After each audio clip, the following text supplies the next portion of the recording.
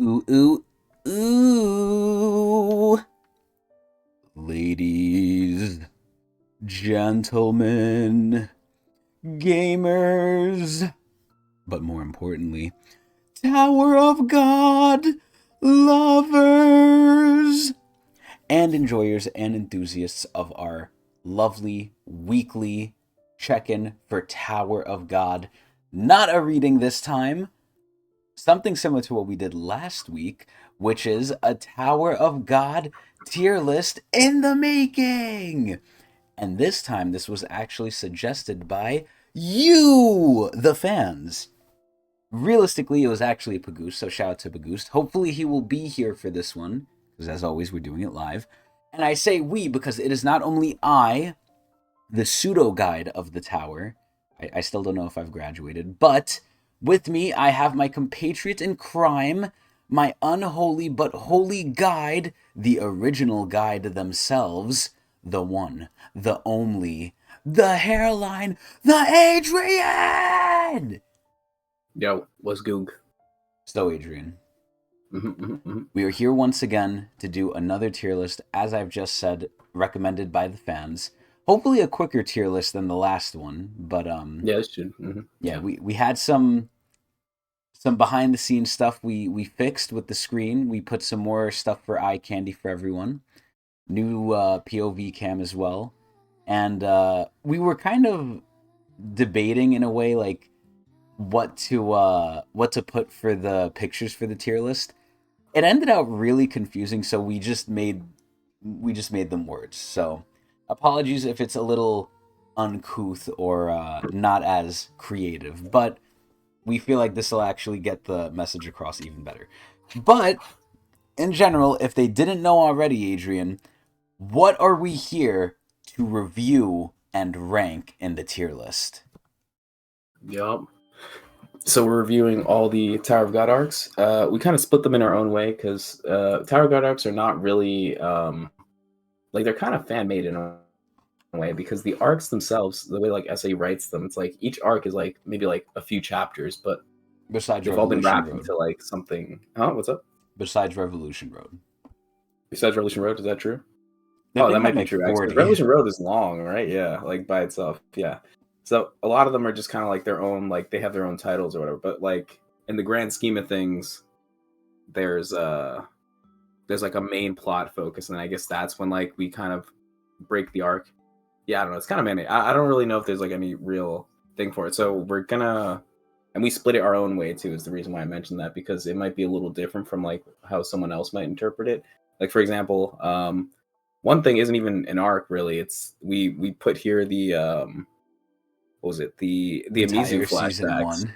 Oh, that Oh yeah, too. the entire season one. Yeah, although I guess I don't know. Yeah, that's a good point. That could be like debated as well.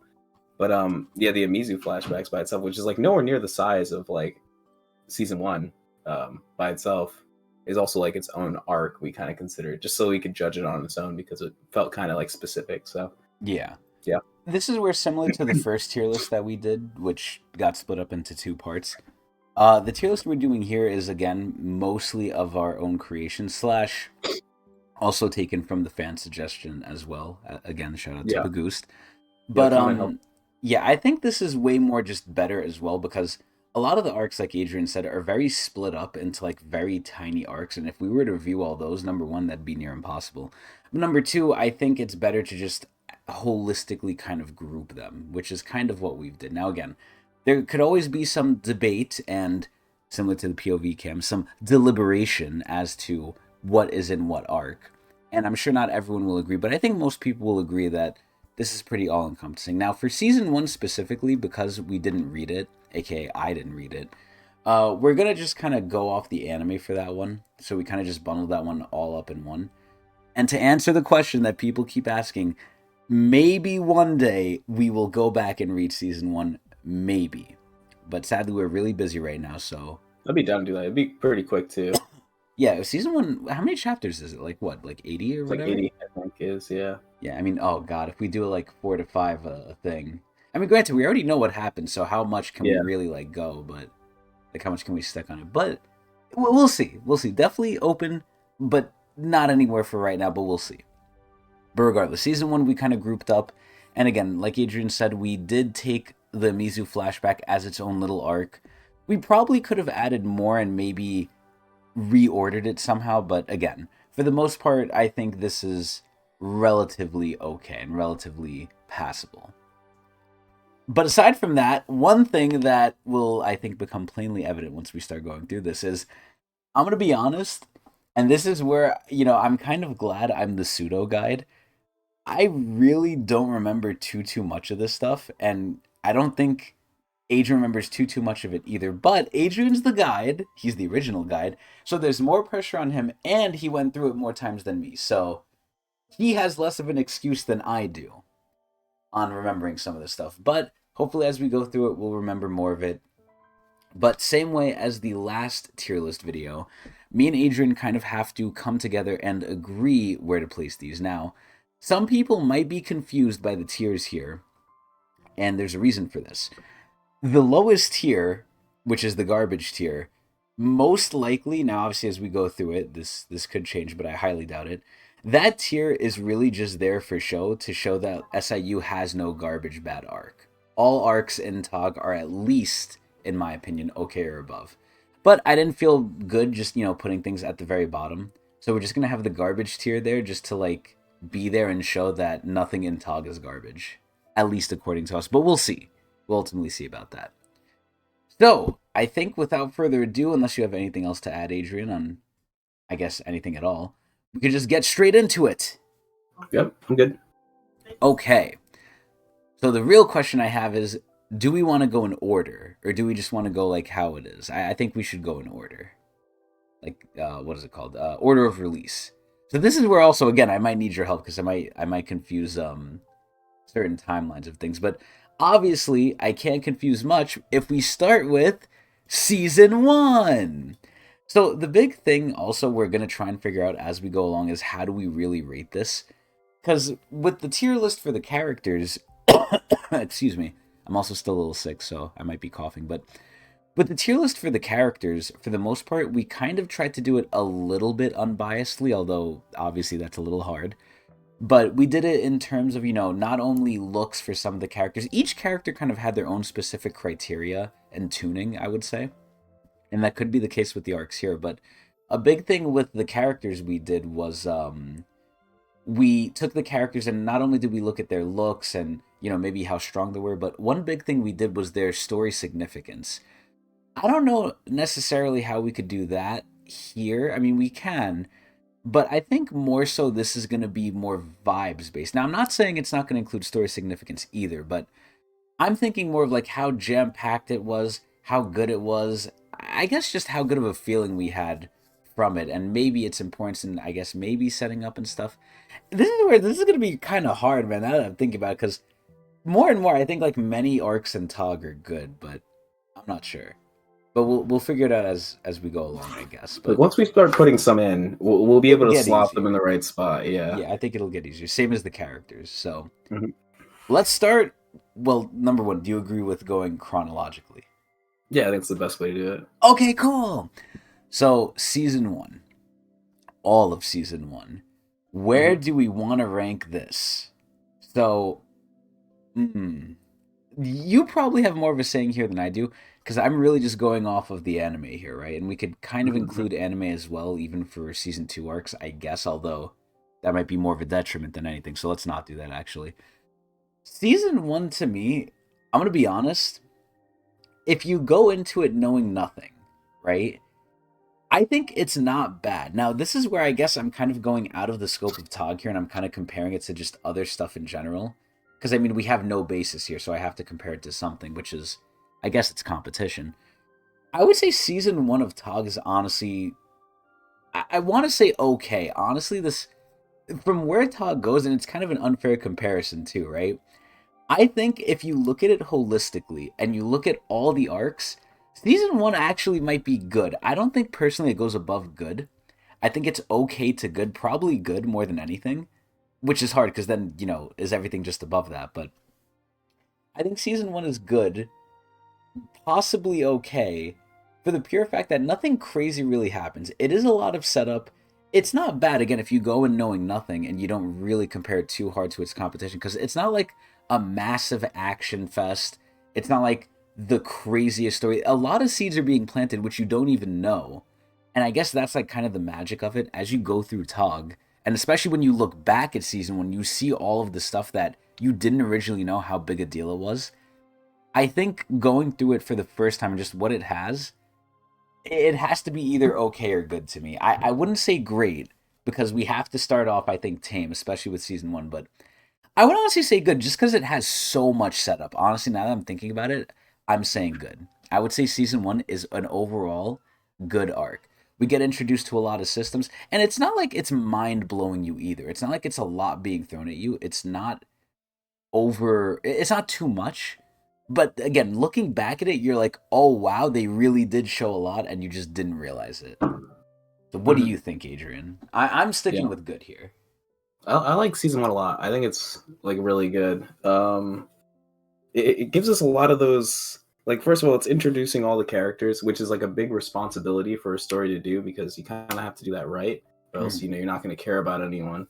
And I think it does a pretty good job. For most of the characters, not all of them. There are quite a few that might hit a little flat or like not a you may not care as much or whatever. But there are quite a few characters like this, a lot of people. We have Shabisu's group, Bomb's group, I mean, they mention Evankel right? too. They literally mention Evankel with Yuri. So we have They big mentioned a lot of names. people. Yeah, there's a lot of setup. Um, but like the content itself in it too is also still pretty decent too. Like I really like how it's self-contained within like the regular stuff, and we have like just a small taste of like what rankers are like through Yuri and like her interaction with Ren and stuff like that. That's really cool. A lot of It, long term it's characters very, too. Like Ren it's a comes very back, exciting Yuri setup. stays. A lot of long Yeah. term. hmm yep. You see these characters. A lot of the characters in season one you see come back in the story. Very few are season one only. But the ones that are season one only are pretty well done too. Like every arc has like its arc specific characters, kind of like we have Serena. like the Hell Train people. We got like the Boro and Dan and whatever. Even though Boro stays longer, but like he's part of that group of the Hell Train people where it's like most of them just kind of once their arc is over, they kind of leave. Hmm. Flora Death, we got like Hockney, like that sort of thing. So in season one, we have people like Serena, we have Ho, we have I don't know, a few of the unnamed regulars, I guess, that you don't see as much either. Ho fucking died, right? Yeah, yeah, you did. Oh my god, okay. So we do get introduced to death in season 1 too. It does set the stage that Yeah. people can die. But there's something big that we didn't mention either that season one is famous for, and that's the Rachel. Oh Rachel yeah. pushing bomb is like one of the most iconic scenes of Tower of God, I think, like period. Like Mm. it's one of the things that everyone talks about. Like when season two came out, everyone wanted to know what are we gonna do about Rachel? Everyone was so pissed off. It's like I hate Rachel.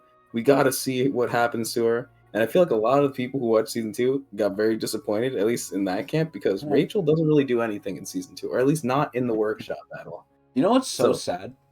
mhm, Season 2 went up to the point where Bomb confronted her and just had enough and then like 1v5. That would have been mhm. great, but obviously it It didn't would go be that good, yeah, far. from like a pacing stand, like an anime pacing standpoint. But like for manga, it's cool because like they kind of take your mind off of it a little bit with introducing Wangna and all this other stuff. And then, like once you get to like the Revolution Road stuff, it gets right back into like the Rachel plot line kind of, and then you're like, oh shit, this person again, right? Like after Bomb and everyone gotten settled down, everyone's like back to being friends or whatever. Mm-hmm. It's pretty cool. But I guess like from an anime perspective, it does kind of suck that like you spend one season and like you get this crazy ending with like Rachel pushing him off at the end. You don't really know what's happening to him if like Bomb lives or whatever. They're she tricks everyone to climbing the tower with her, and then we're left with this not great feeling. Although we do get a little bit of like Kun like helping Rachel climb the tower, and the Dan incident where like she ends up stabbing his legs and stuff like that. That's in That season we do 1? get to see. That's in season two. I mean, like the Oh, anime okay, portion yeah, of like workshop battle type era. yeah. Mm. But besides that, you don't really see much Rachel activity. Um, so maybe it left a lot for people. It might be a good thing though, because it kind of like gives you a little taste of it, but I was gonna not say it's like a everything. breadcrumb trail. Like you're leading and Exactly. you're like still hooked. You're like, man, what is going on? What is she gonna do? Like when is she gonna get Yeah, her just desserts? I and like then it things that get we still crazier. follow her. Yeah. Yeah, Rachel's like a persistent like sort of character. Um, But yeah, and it all started with that whole push thing. Like, no one would care about Rachel if it weren't for that moment there. You know what I mean? Like, So it's just something very powerful about that moment, I think. I actually have a question here. So out of Mhm. curiosity, right? Because the anime, in my opinion, did it like amazingly, right? Yeah. The last episode, they show you the whole thing again just through Rachel's perspective, and you're like, Yeah, "Oh Rachel's shit, this is perspective. what happened," right? In Mhm. the manhwa, do they do that? I don't think they do. No. Or if they Wow. do, it's not nearly as apparent, which I really like that the anime did. Like, it's the small things too, like the fact that like when Bomb saw like the Shinsu like glowing in his hands or whatever when they're being collected by like the thing, he was like showing Rachel like, look, the Shinsu or whatever, and then like Rachel looks, we see her perspective, she doesn't see anything, so she just Hmm. pretends that she sees it. Like it really makes you feel bad for Rachel because she wants to be She like wants to be the important main or whatever. character, Yeah, man. exactly, and she's just so weak or whatever, and it's I don't know, it's just like a very funny situation, or She became you the know, villain instead. She became a yeah. bitch. Mhm. I Okay. love that episode. It's great. Yeah, I think good is okay, but I think it could be great. You I think it think could be great, so? but I think we can start with good, just kind of leave it as a baseline, and just see where everything else goes, and maybe we move it. We can adjust it later. Okay. So we'll leave it for good for now. What is the Yeah. arc now that started us off at season two? It was, if I remember correctly, Mhm. the return of the prince. Right. Yep. So, ironically enough, I think, oh god, see, this is gonna be so hard.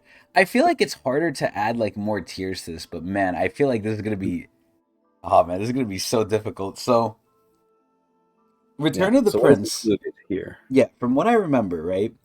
We're gonna include obviously Wang Nan's introduction, Biole.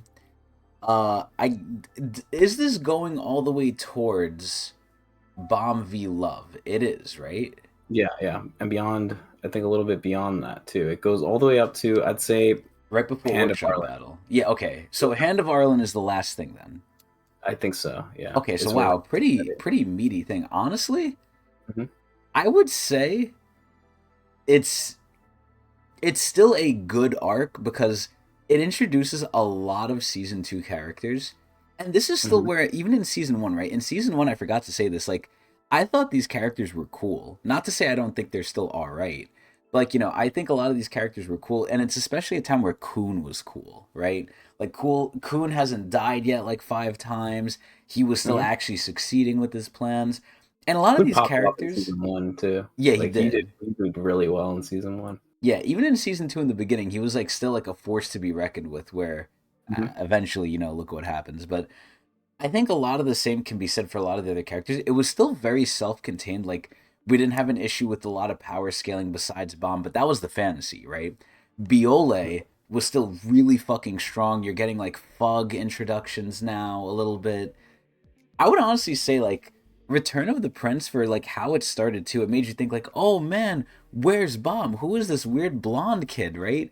I think for what it shows in all the new characters and everything, it has like a very special place in my heart because I see I'm like, oh shit, there's everyone again before everyone got like, some people died and some people got fucked and traumatized and everything. I think it's a very nice thing. I want to almost put it towards great because I think it's done like very smoothly, very well. Again, in the whole totality of things, it's kind of hard because I'm trying to like compare it maybe now to like the later arcs because obviously I think the later arcs are a lot better. But taking it for what it is, I still think it's like good.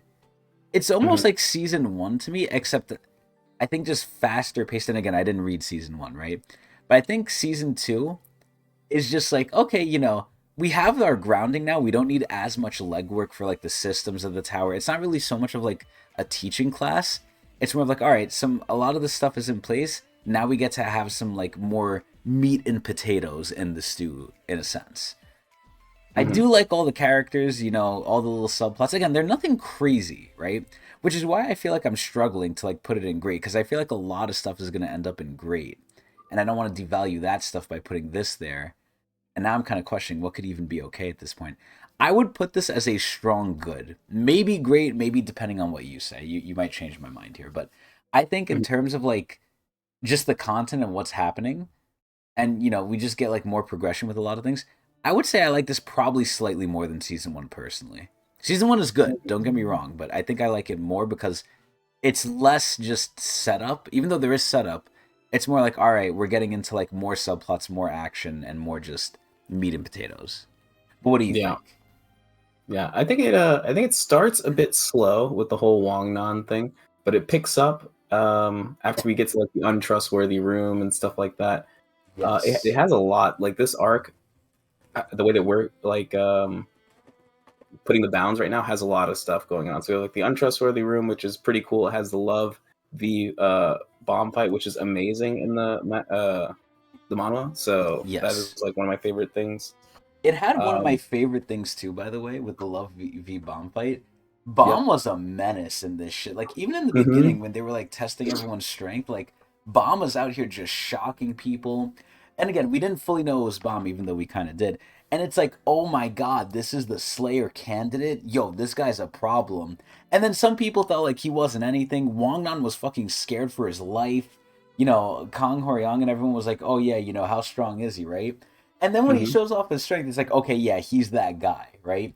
In Yep. season one, we had inklings of that, but in Return to the Prince, we definitely had a lot more of that. Again, that goes like all the way to 100 later on in the future arcs, but like, I like seeing it when it's so like, it's like a man among ants. Like, Bomb was really like among the weaklings, and he wasn't even that crazy yet either, but he was still pretty good.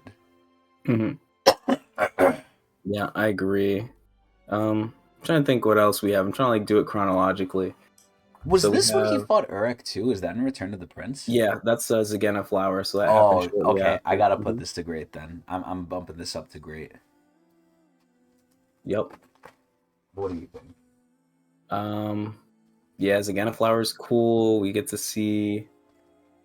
There's what I like a lot about the what is it, the Return of the Prince and season one is that it also has a lot of those like calm down moments where like we can kind of like chill and interact with a lot of the characters, which I like a Intermission. lot. Yeah. And then you said it very well. It's like the season. It's like another season one, right? Yeah, but It without is as done much really like well. setup for the systems, it's more like setup Hmm. for the characters. Yeah, I'm trying to think about what I don't like, and it's hard because like I like Tog, so it's like it's hard for me to like rank all these things because they all have like kind of like a special place, except for maybe like a few of these. I know a few of these I can be a bit more harsh on. Yeah, Um, I feel like for a lot of these, we're gonna place them actually pretty high. Like I'm a yeah, little especially worried.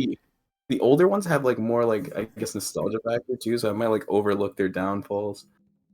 Um, Yeah, I don't know. I really like this one. Yeah, I'm thinking. I think you have a good idea of where to put it, like after season one, like ahead we of season one. I think we could that's put it fair. above season one, but still in the good Still in the category. good. Hmm. I'm okay with I that. think that's good. Yeah, Okay.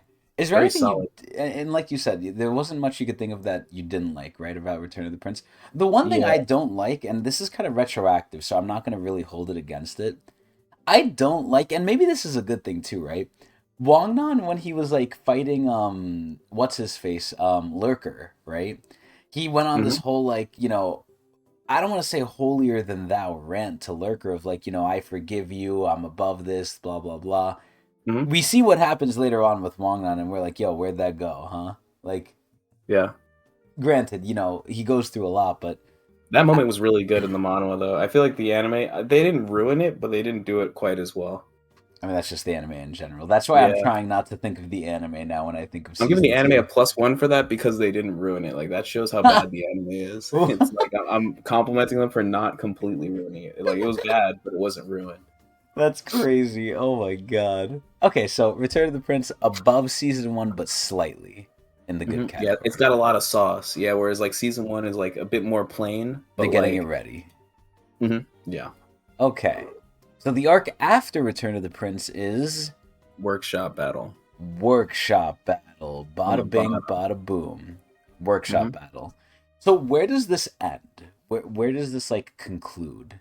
So this ends basically at the end of the work. I guess at the end of where the anime ends, where Where Beta's defeated and all that other stuff, they fight and the workshop battle Reptiletso. ends. They run away. Oh yeah, they fight Reptiletto. They save everyone. They run away with Okay. Bomb having the thorn. Okay. I'll be honest. I would say this arc has some really, really, I think, memorable moments, right? Mhm. This It is some has people's favorite arc. that is crazy. They must not read the rest of this, but To me, what are the memorable moments in this arc? We got the stupid And gun game, the one shot, one opportunity bullshit. mhm, We have, which also introduces the Bong Bong. We have mhm. like the people slowly figuring out who Bomb really is, which I thought was really nice. We Yep, have a yep. knock aura farming in the middle of the night, just staring down at like the Fug team. That was pretty cool. And then the Hmm. actual fight in the workshop with Ran and a knock was amazing. Yep. I would say the weakest part of this thing for me, Traveler.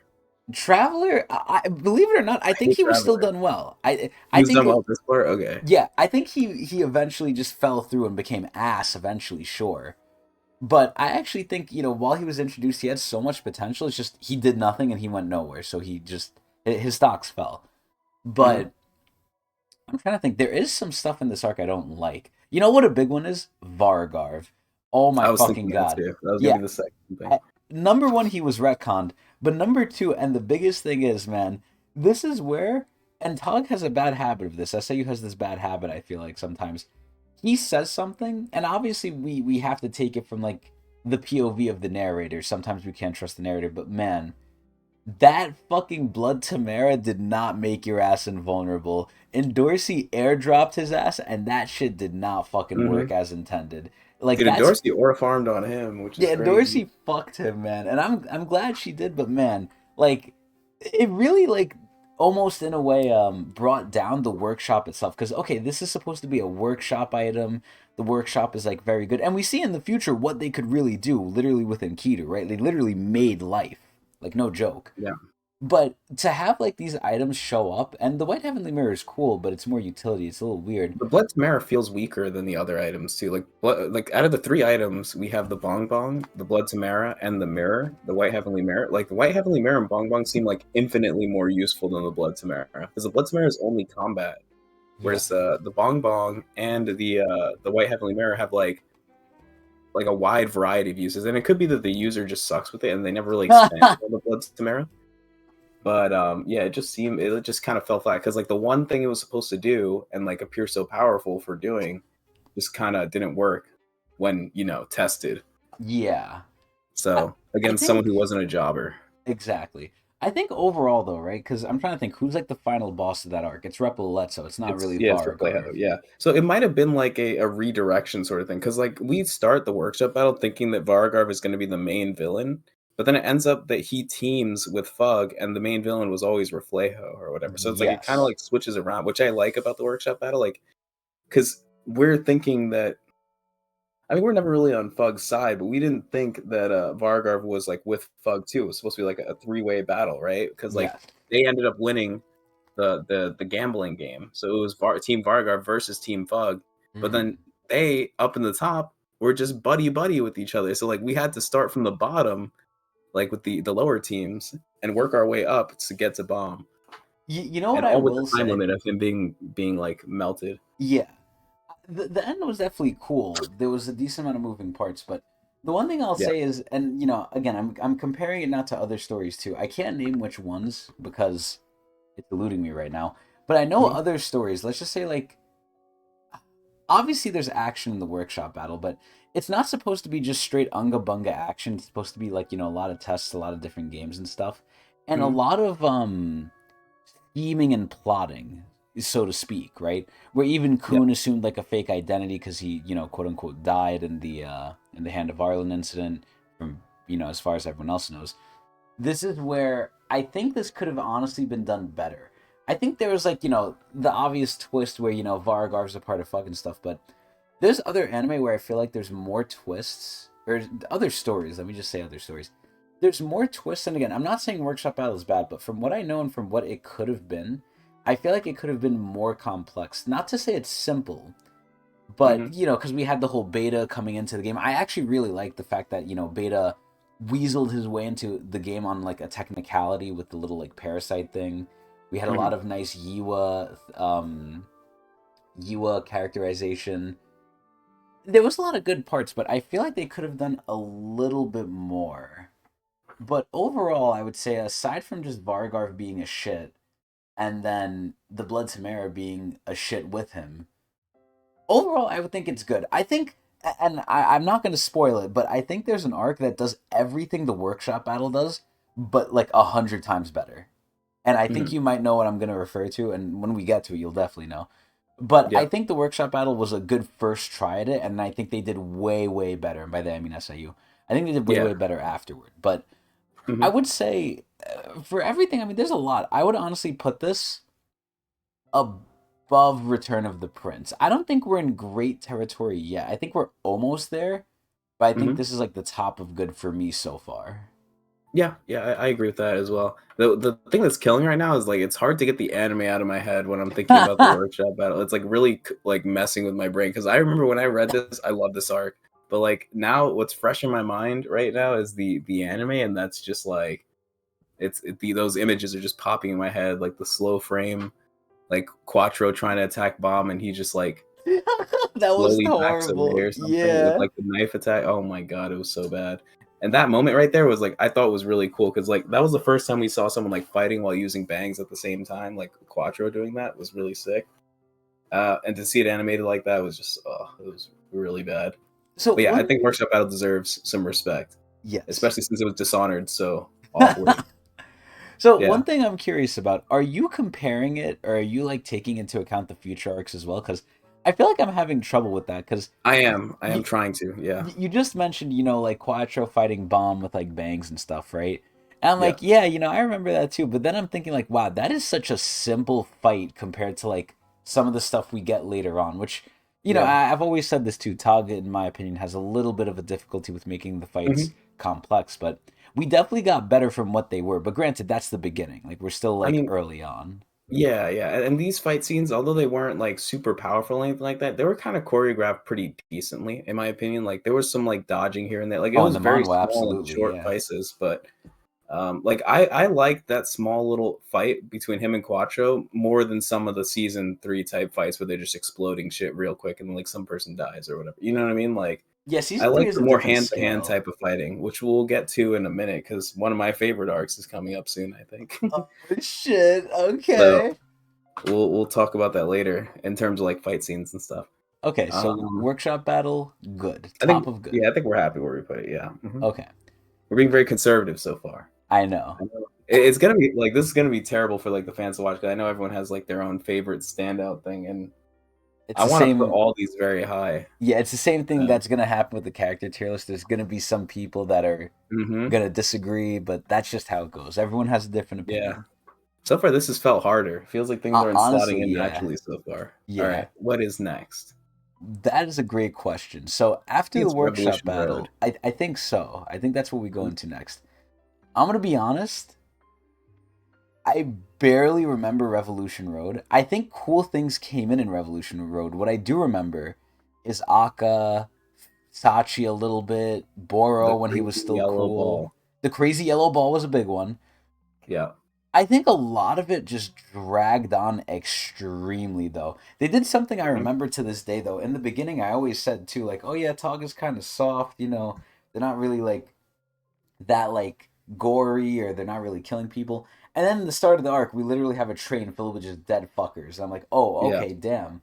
So that was Hmm. good, but overall, I'm gonna be honest, I feel like Revolution Road, it's sort of like Victory Road in Pokemon. You know how you just want to get to the Elite Four and like, Victory Road is just like a massive either like cave network or just like a Yeah. massive path you have to take and it kind of helps you. Like, it helps you train up your Pokemon, you get a lot of XP. There's probably some good items in there. Maybe you could even catch some cool Pokemon too. But it's like, damn, just let me get to the Elite Four already, man. Like, fuck this shit. So I kind of take that as a Revolution Road. I would honestly say, even though there's great things in it, the biggest taste left in my mouth from this fucking arc was like it was so long, and yeah, there's good parts, right? But it was just like, God fucking damn, this was so fucking long. I'm kind of upset. Where does this arc end? What is the last thing that Yeah, happens in Revolution I'm Road? glad you brought that up because it actually ends with the banger. It happens. So one of the cool things about Revolution Road is that towards the end, we realize that Rachel is trying to steal the Hell Train Uh before huh. anyone can even get on it, before any of the ticketers can get on it. Uh So huh.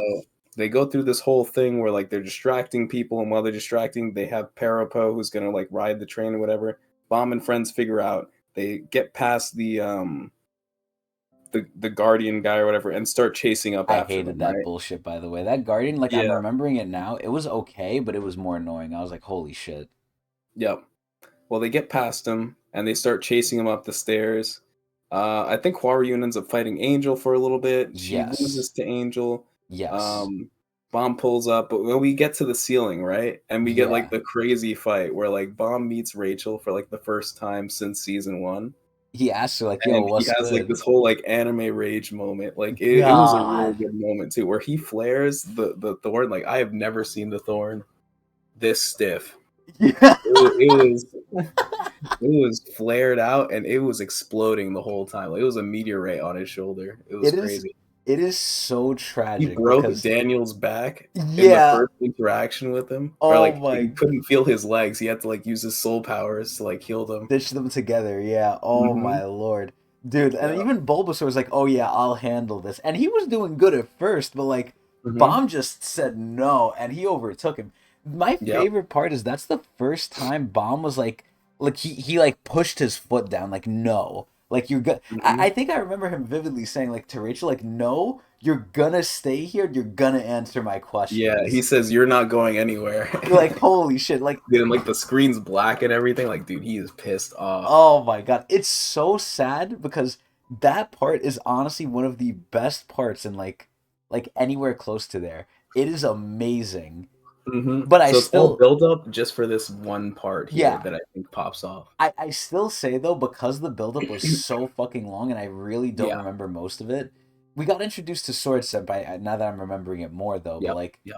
I feel like And the idol girl too. I forget her oh name, like the pink haired girl. yeah. I really liked her small story. Like I like these little characters that we meet during the tower that like end up not making it for some reason. Like they have to leave or something They happens. drop Like out in or her whatever. case, during the crazy yellow ball, she ends up getting her hands burnt and she can't continue climbing the tower. So like one of Boro's friends ends up helping her like You know what's crazy? leave. I'm Yeah. very shocked we never saw her again. Yeah. Because Yeah. usually SIU brings them back. Now, granted, he could still bring her back, right? We It was don't kind of know. like a season two Serena moment, kind of, except hers was kind of a bit more tragic because she idolized Yura too, and Yura ends up being the reason that like her hands get hurt. Yura's a bitch. We find out Yura's a Yeah, bitch in this fucking and arc. she wanted to be an idol just like Yura. Oh my god, it was so cute. She was Yo, such a nice person too. don't meet I your really heroes, enjoyed man. it, and not only her too. I also enjoyed the two little jabronis that like Boro had with him, like his two little students that he had. Oh yeah, I forgot about those One of them was like the girl, clowns. and the other one was like the like the guy. Yeah, the I forget his hefty name, but like guy. the guy was way more useful. Like he was like he I think he carried the pink haired girl who I'm forgetting her name, but um like when she got injured and stuff like that. He was part of the Yeah, game. He was part of the crazy yellow ball game with Bomb and friends and everyone. So that game wasn't yeah, bad. Now that I'm thinking about it, too, that was I a really pretty like that. okay Honorable game. mention to her Gracie. and like all the little side characters there. I think they did a good job. They're very enjoyable to like see their story and how it unravels. But yeah, the ending very good. And it ends with the big push part two where Rachel pushes Bomb off again. Oh my god, yeah, holy shit, that was fucked And up funny too. enough, so he actually gets saved and by Beta of all people too. Beta catches him. Oh yeah, when Beta was still Hmm. useful. Holy shit, I forgot that too. Rare Beta W, yeah, because And Beta has then wings. isn't that where Kun uses the Wangnan white also heavenly pops mirror? off. Yes, so Kun towards the end throws Wangnan and Yiwa into the Heavenly Mirror and throws them into the train. Yeah, They okay. get into the train either, but that's going to be Hell Train, so we're going to talk about that in a minute because that's about to pop off, right? Okay. I'll be um, honest, for me though, because like I mean, as we're mentioning it's more, long. I'm remembering it. I Yeah, think to me personally, this is the first arc that I would honestly put in okay. I think It, so. it Yeah. had good Mhm. moments, great moments. It's just it was too big. It was too Yep. fucking big. And I it could be because it was too big and it was so long ago. I feel like I Hmm. remember the least from this arc besides the big moments. Like Adrian reminded Yeah. me of so much shit here and the fact that I needed to get reminded again, either A, it's been so long, or B, it's just not that good. Yeah. So And vibe okay doesn't based, necessarily mean that it's bad. It's just yeah, we're like not we're not putting it below the here. It's not here. It's rest. here. It's I good. think It's this is just fair for it. it could have done a lot better if it was maybe just a little bit more condensed. Maybe. Exactly. Yeah. Or like maybe made more moments pop off a little more. I don't know. It is hard to say how they can improve it. Just a lot. Yeah. Like I It imagine was all redoing. set up really for the Hell Yeah, Train. yeah. I imagine like rereading. I'm like, dude, that's gonna take forever. Like, Yeah, oh exactly. I my know god, exactly what you mean. I like shudder from that. Okay, so we got through Revolution Road. After Revolution Road, we have a fucking, like you said, a fucking banger of an arc. I was about to put Floor of Death out there. We have, where the fuck is it? Do I not have Hell Train here? Oh my god, did we not include Hell Train? Oh no, I don't think we didn't include it. Oh no! Unless I'm stupid. No, I think we forgot it. We put Delar Show as the Hell Train, basically. Oh, did we? Oh yeah, Yeah, yeah, yeah. Delar Because that's Show, where it ends, because the Hell pretty Train much. is multiple arcs. The Hell Oh, Train and Floor of Death and Hidden Floor are all. I mean, Delar Show, Floor of Death, and Hidden Floor, Name Hunt Station. They're all Hell Train. yeah, because it spans all of them. Holy Yeah, shit! exactly. Because the Hell So Train goes we're all the kind way of until the breaking it up. last. Yeah, it goes until like the Maybe we should last have named it. station. Yeah, we should have named it like Hell Train 1, Delar Show, Hell Train 2, Hidden Floor, Hell Train 3. Like that Mm. probably would have been a better way of naming it. But yeah, these are all Hell Train Well, arcs. I'm gonna be honest. Hell Hmm. Train to me, just taking in totality, it's definitely I think more of a condensed Revolution Road, but just like so much shit happened, man. I like how we were in teams. I think there was like decent parts where like we had cooldown, where it's like at first they posted like, oh, you have to move, you have to pass these tests, and like Yeah, and that stuff ended up not mattering. yeah, eventually it didn't, which I actually Yeah. think was good because then we got into just other stuff that was happening, Hmm. which was more interesting anyway. But at first, we meet Yo Kim there too. I was like, oh shit, Yo Kim is Yeah. here. Yo Kim is there. Yeah, Big dub. we find what's his face too, the God of Guardians, fucking Thor over there Hmm. too. He's there chilling, which is Yep. crazy.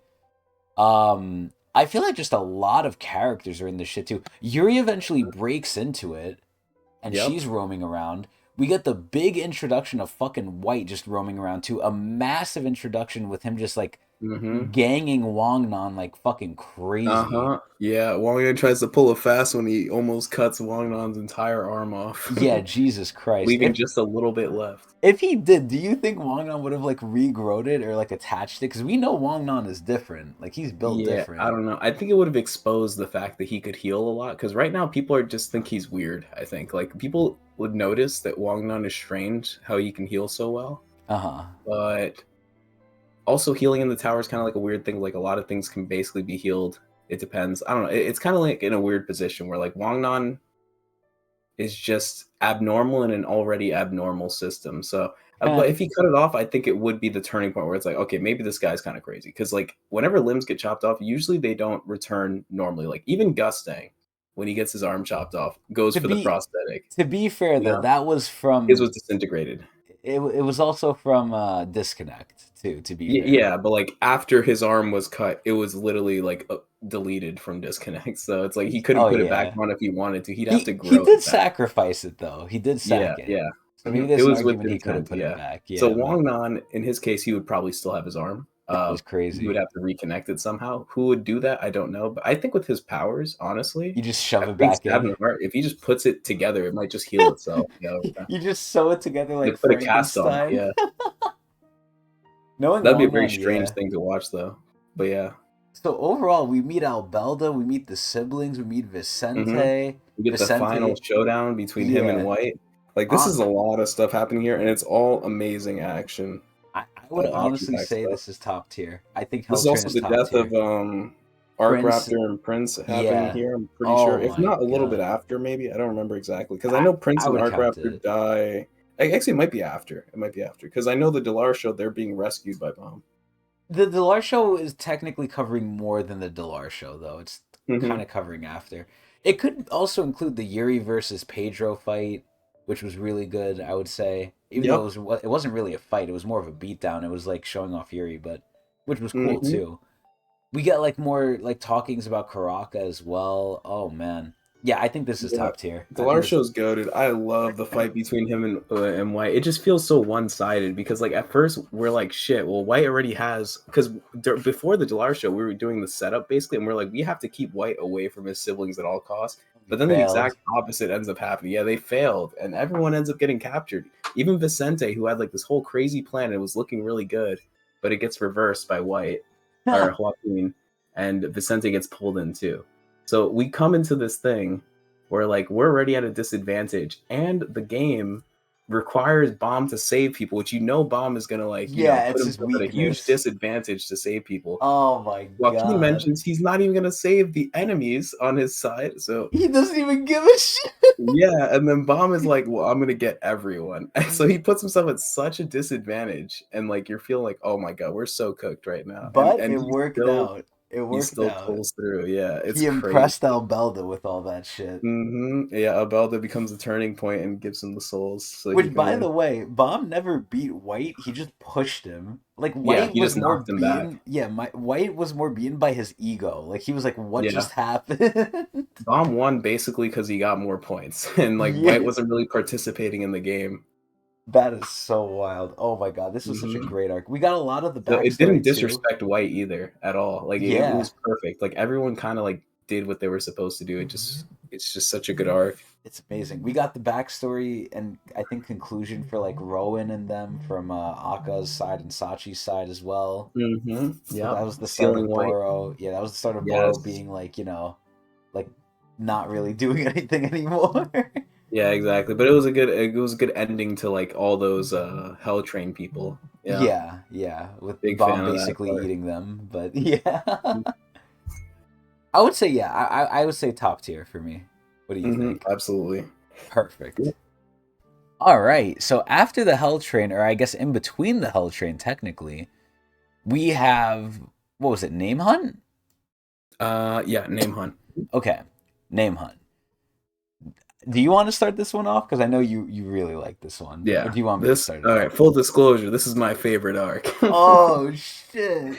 There it is. All right, so I'm gonna yap about this one a little bit. So what happens here? So this is after the Delar show. We have It was kind of like a Yuri test from reunites Yuri. with everyone, and Yuri is concerned about Bomb, saying that like we're getting yourselves into too much danger. There's no way that you intend to go to the floor of death at some point. If you're gonna go to the floor of death, you have to go here first.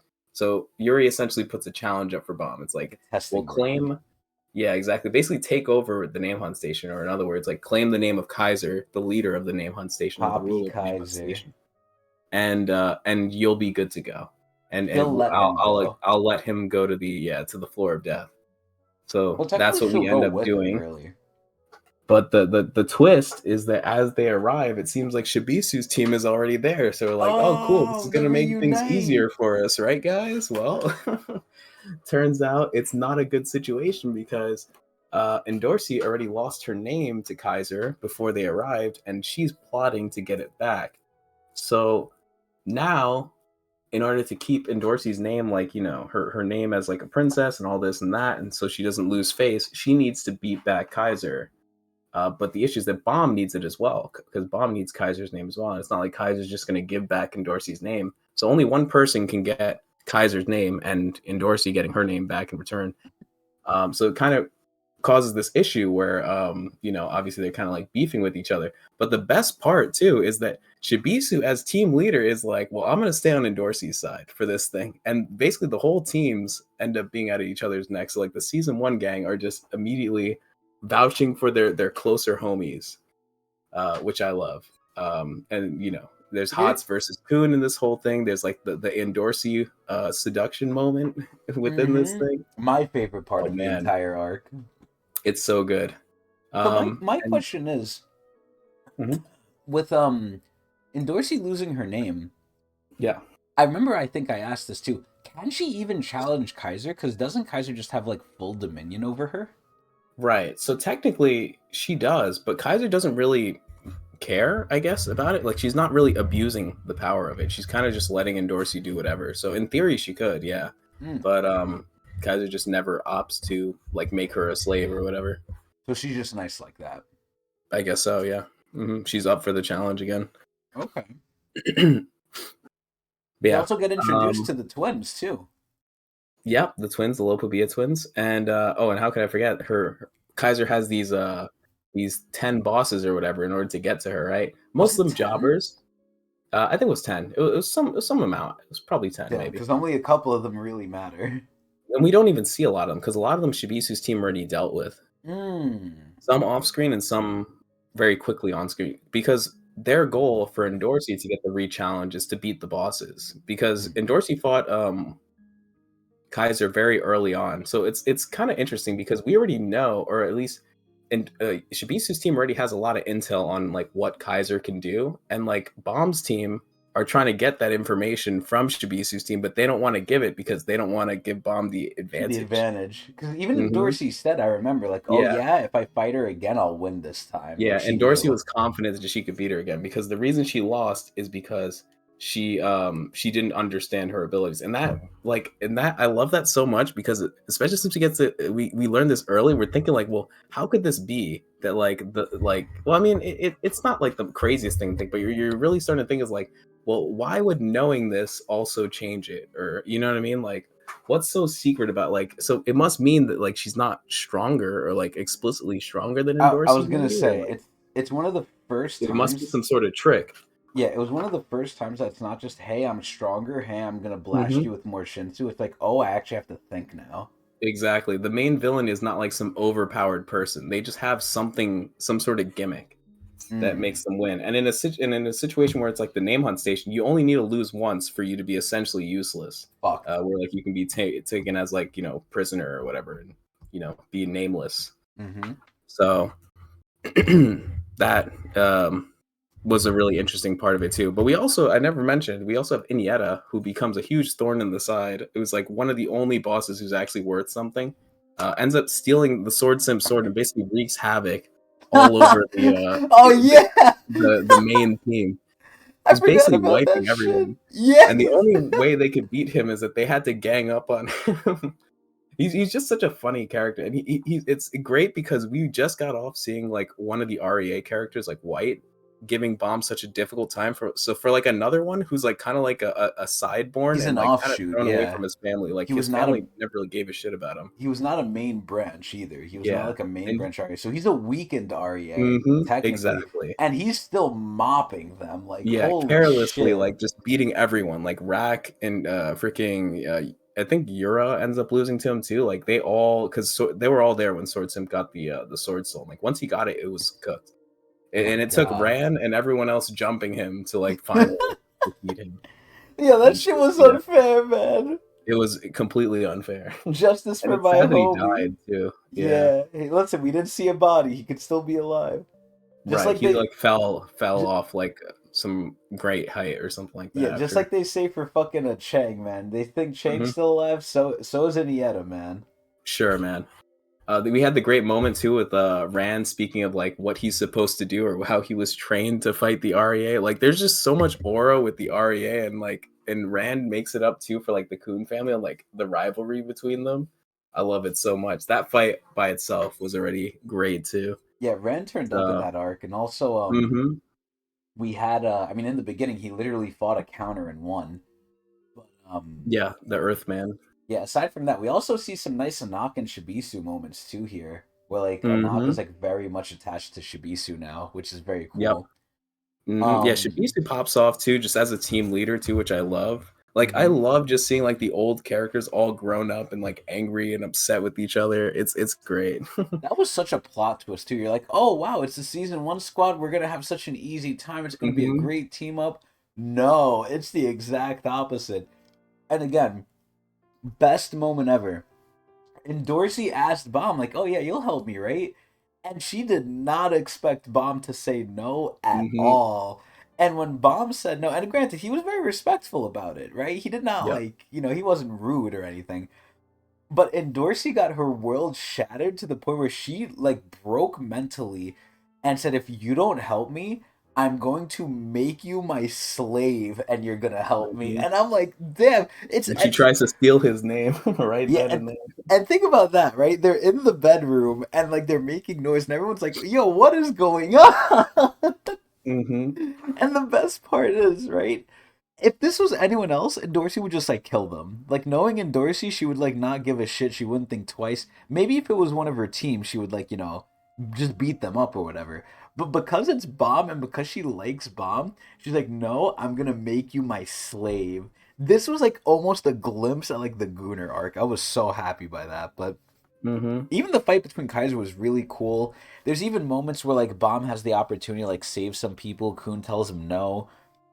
We see Bomb still has a lot of compassion left in him. Obviously, Yep. we compare that to season three, right? I think it's a good juxtaposition. Yeah, Overall, though, learning just Kaiser's story is great too throughout the whole thing. Like through Alphine, like her, what is it, secretary? I guess you could say, kind of who like yeah, cares for her and everything. yeah, we got a lot of Um, Shinwei there too as well. You know, mhm, kind of foreshadowing that they're Lopobia, which was mhm. very cool. Yeah, towards the end, actually, the both teams end up making up with each other too, because like Shibisu kind of like does like some random twist towards the end and like directs Bomb in the correct direction to go to He kind of Kaiser. gives it to Bomb. Yeah, he's Yeah, like, you because do it. Kaiser actually had a trap set up for Bomb because it was supposed to be an escalator he was supposed to go up. Mm. Shibisu ends up blowing it up in front of Bomb, and you Ah, think that like he's doing it so that Bomb won't be able to get to Kaiser, but he's actually doing it because it was trapped the entire time. He's like, you have to go a different way, so he damn, breaks in yo. through the window I remember I and thought he comes Shibisu was Kaiser that so way. cool after that, man. Yeah, he popped off, and we also have the first instance of The Dong well, Blade. yeah, exactly the Dong Blade because we get split up. With the Lopobia twins end up causing mischief, and I think Endorsi fights Liliol, which is makes sense, set up Funny. for the marriage arc later, right? Uh-huh. And then we get Shiliol fighting was it Hots while Hots is on Lare duty, which is the best part because like this whole epic scene, he just has the little beanbag in the back that he's holding. The anime would not show that, by the way. The anime does They would not like not. showing Laure for Lare some reason. disappears in the anime, yeah. But yeah, we get to see him pop the dongle, and he says that amazing quote where it's like, "I'd never like betray my friends" or whatever. I forget exactly what he says, but it's one of the best Hots quotes. He's such a homie, man, because like the whole arc is about like the two groups like being upset with each other and all this other stuff, but then at the end they kind of make up, and Yeah. yeah, it's Kun very still sweet. has Kun still has aura in this arc too, because he did fuck them up Hmm. physically too. He's like, I'm still a member of the 10 Great Families, guys. Like I can take you. I'm like, Yeah, oh with just the shit. knife in his hand. Like I like Kun when he wields the knife a lot. I feel bad that he doesn't do it as often anymore. British style Kun. Yeah, I like the London Kun. So The fight is amazing.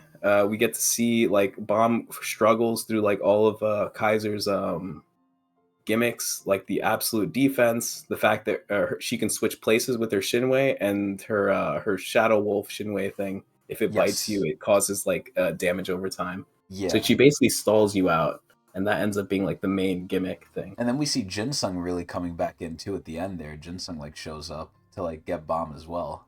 I believe, When right? does that happen?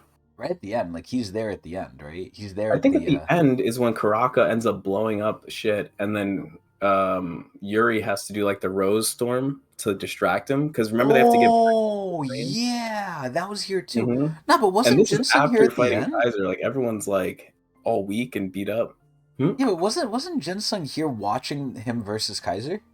I don't think so. Oh wait, no, it's after the fact. That's after he beats Kaiser. That he goes to the auction Doesn't Jinsung buy that her? happens, and he buys Kaiser, buys her freedom Okay. essentially. Yeah, Yeah. okay. That's after all this stuff though. Like that's after. But I was getting to the point where like when they have to leave the floor, Oh my Karaka god, shows up dude. and he's like, "What's up, guys?" But That's when Yuri is we there, the great equalizer. Yeah, that's when we first see, and this has fucked me up, and people know this too if Mhm. you've seen the series.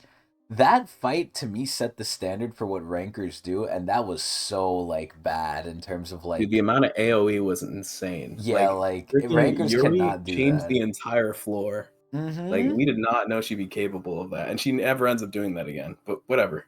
It was really cool though. I enjoyed watching it, and Absolutely. it was good. It was one of those big explosion fights that I actually enjoyed. So, big dub. And while they were fighting, we had what is it called? Evan trying to sneak the regulars on by making them invisible and fixing the bridge, and Karaka's like, "What the hell's going on there?" Yeah. But then he figures it out and he confronts Bomb at the end too. Oh He's like, my "Are god, you dude, so VO?" good. And then he kind of gets past Karaka by distracting him, saying, "Hey, I know someone else who has that ring that you Oh have." yeah, And he that gets was the start of distracted. that He's plot referring to line. Wong Non. Yeah, there's just so much good shit that happens here. I love this arc. It's like a step down from all the crazy stuff like fighting God type shit just to go fight some normal people again. Mm, It's good. It's a nice test. The freaking teams fighting each other and then making up again is so heartwarming. I love it. so And Inyetta's a badass. absolutely, a It's lot of peak good tier shit. for me. Oh, Easy. okay, so I was gonna say it's great at least, right? Hmm. After everything, I would agree it's pretty peak. I think a lot of arcs might be peak now that I'm thinking about it. But is it above Hell Train? I could put it. I'll be okay putting it below Delarsho, but it's got to be peak for me, at least personally. This is But I'll leave hard. it up to you. This is really hard because like it's so much more condensed and good, right? Oh my Hmm. god, it's so hard. It's like it's almost like equal. I want to put it to like equal, but we can't have it equal. It either has to be like above or below it. But oh my god, I would say like I'll put it below. I'd honestly put it below just because I guess Hell Train has white and white really does it for me. And then they have like the deaths of Hmm. people. There's a lot heavier stuff that happened, but still pretty good. But yeah, no, Name Hunt is actually crazy. Holy shit. Arc Raptor and whatever you call it technically don't die yet in I'm Delarsho. counting that They in the die Lars show because the Lars show I'm counting as the whole Hell Train. what? But we have more Hell Train stuff on the way. We do? Well, I guess technically, well, not really. Well, I guess does Floor of Death count? No, because No, it's. that's separate. I Yeah, mean, they I'm start with the Hell counting. Train. I'm counting the Lars show as all of Hell Train. Okay, That's why I all said it's right. gonna cover even past it. That's why I think it's the top here because it actually covers a Hmm. lot too. Unlike Revolution Road, which covers a lot, but not most of it is good. Yeah. Anyway, after Name Hunt Station, that's where we get into, I guess, some more Hell Train in the in the in Hmm. between. But Floor of Death really is after that. Hmm. Yeah, this is easy peak tier, I think. Yeah, Too. There's honestly. not even. This might even be the best arc ever. Like, Okay, I think that I it's. don't know. I think it was good. I don't think it was as good. Oh God, see, this is oh man, this is so fucking hard. We get Like, Urek. yeah, We that's a get huge one. We get huge fucking lore Urek. dumps. Yeah, from Hell Joe, one of Garam. the best villains who Yeah. doesn't like watching the news as much as Karaka does. Yeah, Karok is like the old man. We find Yeah, out. there's so many players in this arc. It's quite long too, but like It's you good. like it's enjoyable the entire way through. The Yeah, we get to learn beginning about was the Enryu. worst part. Honestly, the beginning was the worst part because remember like that whole thing of them getting into the floor and They get then like separated. yeah, they go with like the bug guy who's like Hockney's friend, I think. Mate, yeah. Mate, yeah, Or Mate. Mata. Not I to be think because Mate is the confused. one with the yeah. Yeah, not to be There's confused with Mate and the there's Mata. yeah, whichever one it is. But there's like the bug guy who can like control them. Hmm. Like his shit was like I remember his stuff, but his stuff is boring.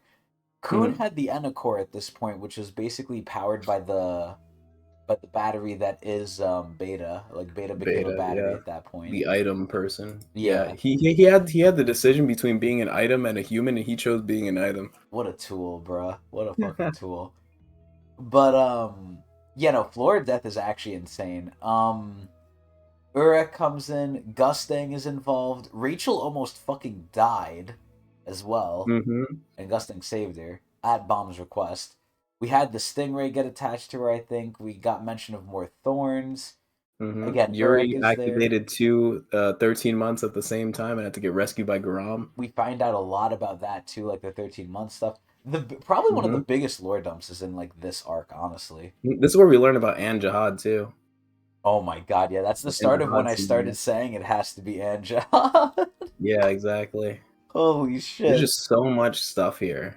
Oh my It god, doesn't stop. it's so peak. It's just so peak. Yeah, Like the ending's really sad too, with everyone's freaking was it memories being wiped from the area from Gustang I don't to think kind of it's like too seal sad, the secret. honestly. I don't Well, think it's it's sad too from sad. Joe's perspective because like Joe wanted to like lead this sort of revolution thing. Like he wanted to change the floor of death or whatever. And it's like people never listened to him, so he became like this sort of brute person. He did it by force, Yeah, you and he know always what's meant to do the right thing. yeah, you know what's crazy too? I remember it now too. I didn't like Helljo at first. I'm like, yo, this guy's an asshole, whatever. And Hmm. then we see his backstory, and I'm like, God damn, this guy He was really got right like the whole fucked time. up. Yeah, like they But he bullied lost the him. election to the child of Desan Dja, who was still like an infant at the time. Yeah, and he But was they like, just what the voted for fuck him is because they wanted to this? vote for stability. They didn't care about like anything else. Yeah, they were They were just like, cucks. basically religious fanatics, yeah, since like the Enryu incident. Oh my god, this was amazing. We got I as well. Hmm. We learned a little bit more about guides. Yep, yep, Oh man. So the real yeah. question is, what do we place it above or below? Like, I think is it it? goes on the top right now, in my opinion. You think so? Yeah. Dude, it's so hard because like Name Hunt Station was good. Like Floor of Death is good too, but it's like I don't know which one's better. Man, in like the Fuck. grand scheme of things, like Floor of Death is just way too big. I don't think it compares to either of those two in terms of like how massive it was in But terms is of like that a plot and detriment everything. to it? Is that a Huh? detriment? Is it like Revolution Road where it's like too big, No. it takes too Like you long? would think, but like it's just that good. I don't know. I don't know how to say it.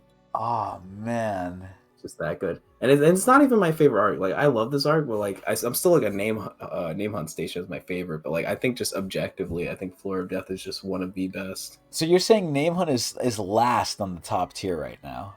Yeah, currently. It might even move down to great, honestly. Like objectively speaking. Like if this was my own tier list, I'd put it higher, but like I'm trying to be honest here. I mean, you convinced me. Like, I'm not even thinking you're like saying nonsense here. Like, Name Hunt is Uh-huh. really good, especially with the Yuri Yeah. versus Karaka fight. Like, that shit was crazy, and Yetta was crazy. And I remember I kept saying this, right? I kept asking, like, okay, we just saw some crazy ass shit. How will SIU like top this, right? How Mm-hmm. will we not go down from this? And we kept going up. I Keeps was like, going up. yeah, I Yeah. was like, what the hell? Even when the villain isn't something as crazy as like White, like this ancient freaking being He who's was like collecting crazier than souls White. and He was shit. a fucking administrator. Like he was Yeah. a rezzed administrator from Enryu. That's crazier than White. Because Mm-hmm. I'll be honest, back then, even though White talked like a lot of shit, I didn't fully grasp like how strong he really was because we never saw it. Right? He keeps saying, "Oh, Mm-hmm. I was the legendary Slayer White," and the only Slayer we really have to base it off of right now is Karaka. And Karaka was cool, but he wasn't that crazy, right? So I'm like, okay, if Mm-hmm. this is like what a Slayer's supposed to be, and White keeps jacking himself off, he probably wasn't that crazy. Now, little did I know, right? But I would say like if you're just comparing the two at that time, I would say Helljo is a lot like more menacing than White. Like that's a fucking administrator, and Mm, also yeah. he looks the He was part drawn too. really scary, yeah. Yeah, he was fucking like an Eldritch horror. Oh my god, it was Mm-hmm. so fucking good. Holy Yeah, and shit. it's crazy to see the flashbacks to see how normal he looked before. Yeah. Oh my lord. Okay. So you really. Oh man. And then we got the. Well, Delar shows the whole. Yeah. It's a hard competition. It's really sad that like Name Hunt is like in here, but it's not Hmm. sad. But it's like it has tough competition. But goddamn, Yeah, like I understand, like I can keep Name Hunt like in its lane, right? Because Name Hunt is I think it's still top tier though. It's it definitely is still top top tier. tier. But like in the grand scheme of things, like in the grand scheme of Tog, like it's not like it doesn't shake anything really. It's It's like just I just like the writing of it a lot. You know what I mean? It just makes a lot of sense. it's like the gatekeeper. It's gonna be the Hmm. gatekeeper to top tier. But Yeah, anyway, it's very good with what it does. now after Floor of Death, I remember again we Hmm. go into Delar's show, aka All of Hell Train again. Oh After man, this is gonna be that, so hard, man. after We get that, hidden do floor. do we get a? Oh yeah, we got the hidden floor too. Another banger, man. This is Oh so bad. my Everything's gonna god, be top tier. bruh. Yeah, this arc was like amazing too. Dude, the message at the end of like them being data people, but like at the end, like freaking Data Hansung's like, man, you were the realest person I've ever met. It's like even though we were data or whatever, like they all acknowledged that they weren't real people, but like Are we they including? felt real. Are we including the hidden floor in this too? Oh, of course, yeah, it's all included, yeah. Dude, this is top tier. It has to be. It has to be, It yeah. has to be top It's so tier. good. Also, to kind of address the chat here, yeah, if you want to, also, you're not supposed to be here, first of all. But if you want to come very quickly, then I guess, unless you want to do later. This isn't going to be too long, by the way. But if you want to, like, wait a minute, we could do the thing later on. But We'll play it by ear. But you're not supposed to be here. You can't listen to this stuff we're saying. Our TOG student, by the way. But yeah, back to the tier list here. So Hidden Floor, it's fucking it's too good. This is like the biggest thing we saw with the family heads, right? Like the family heads were coming in. I mean, granted, it was the old ones, but like the family heads were coming in. They were going crazy mode. We found out that isn't that the first time we saw Jihad too?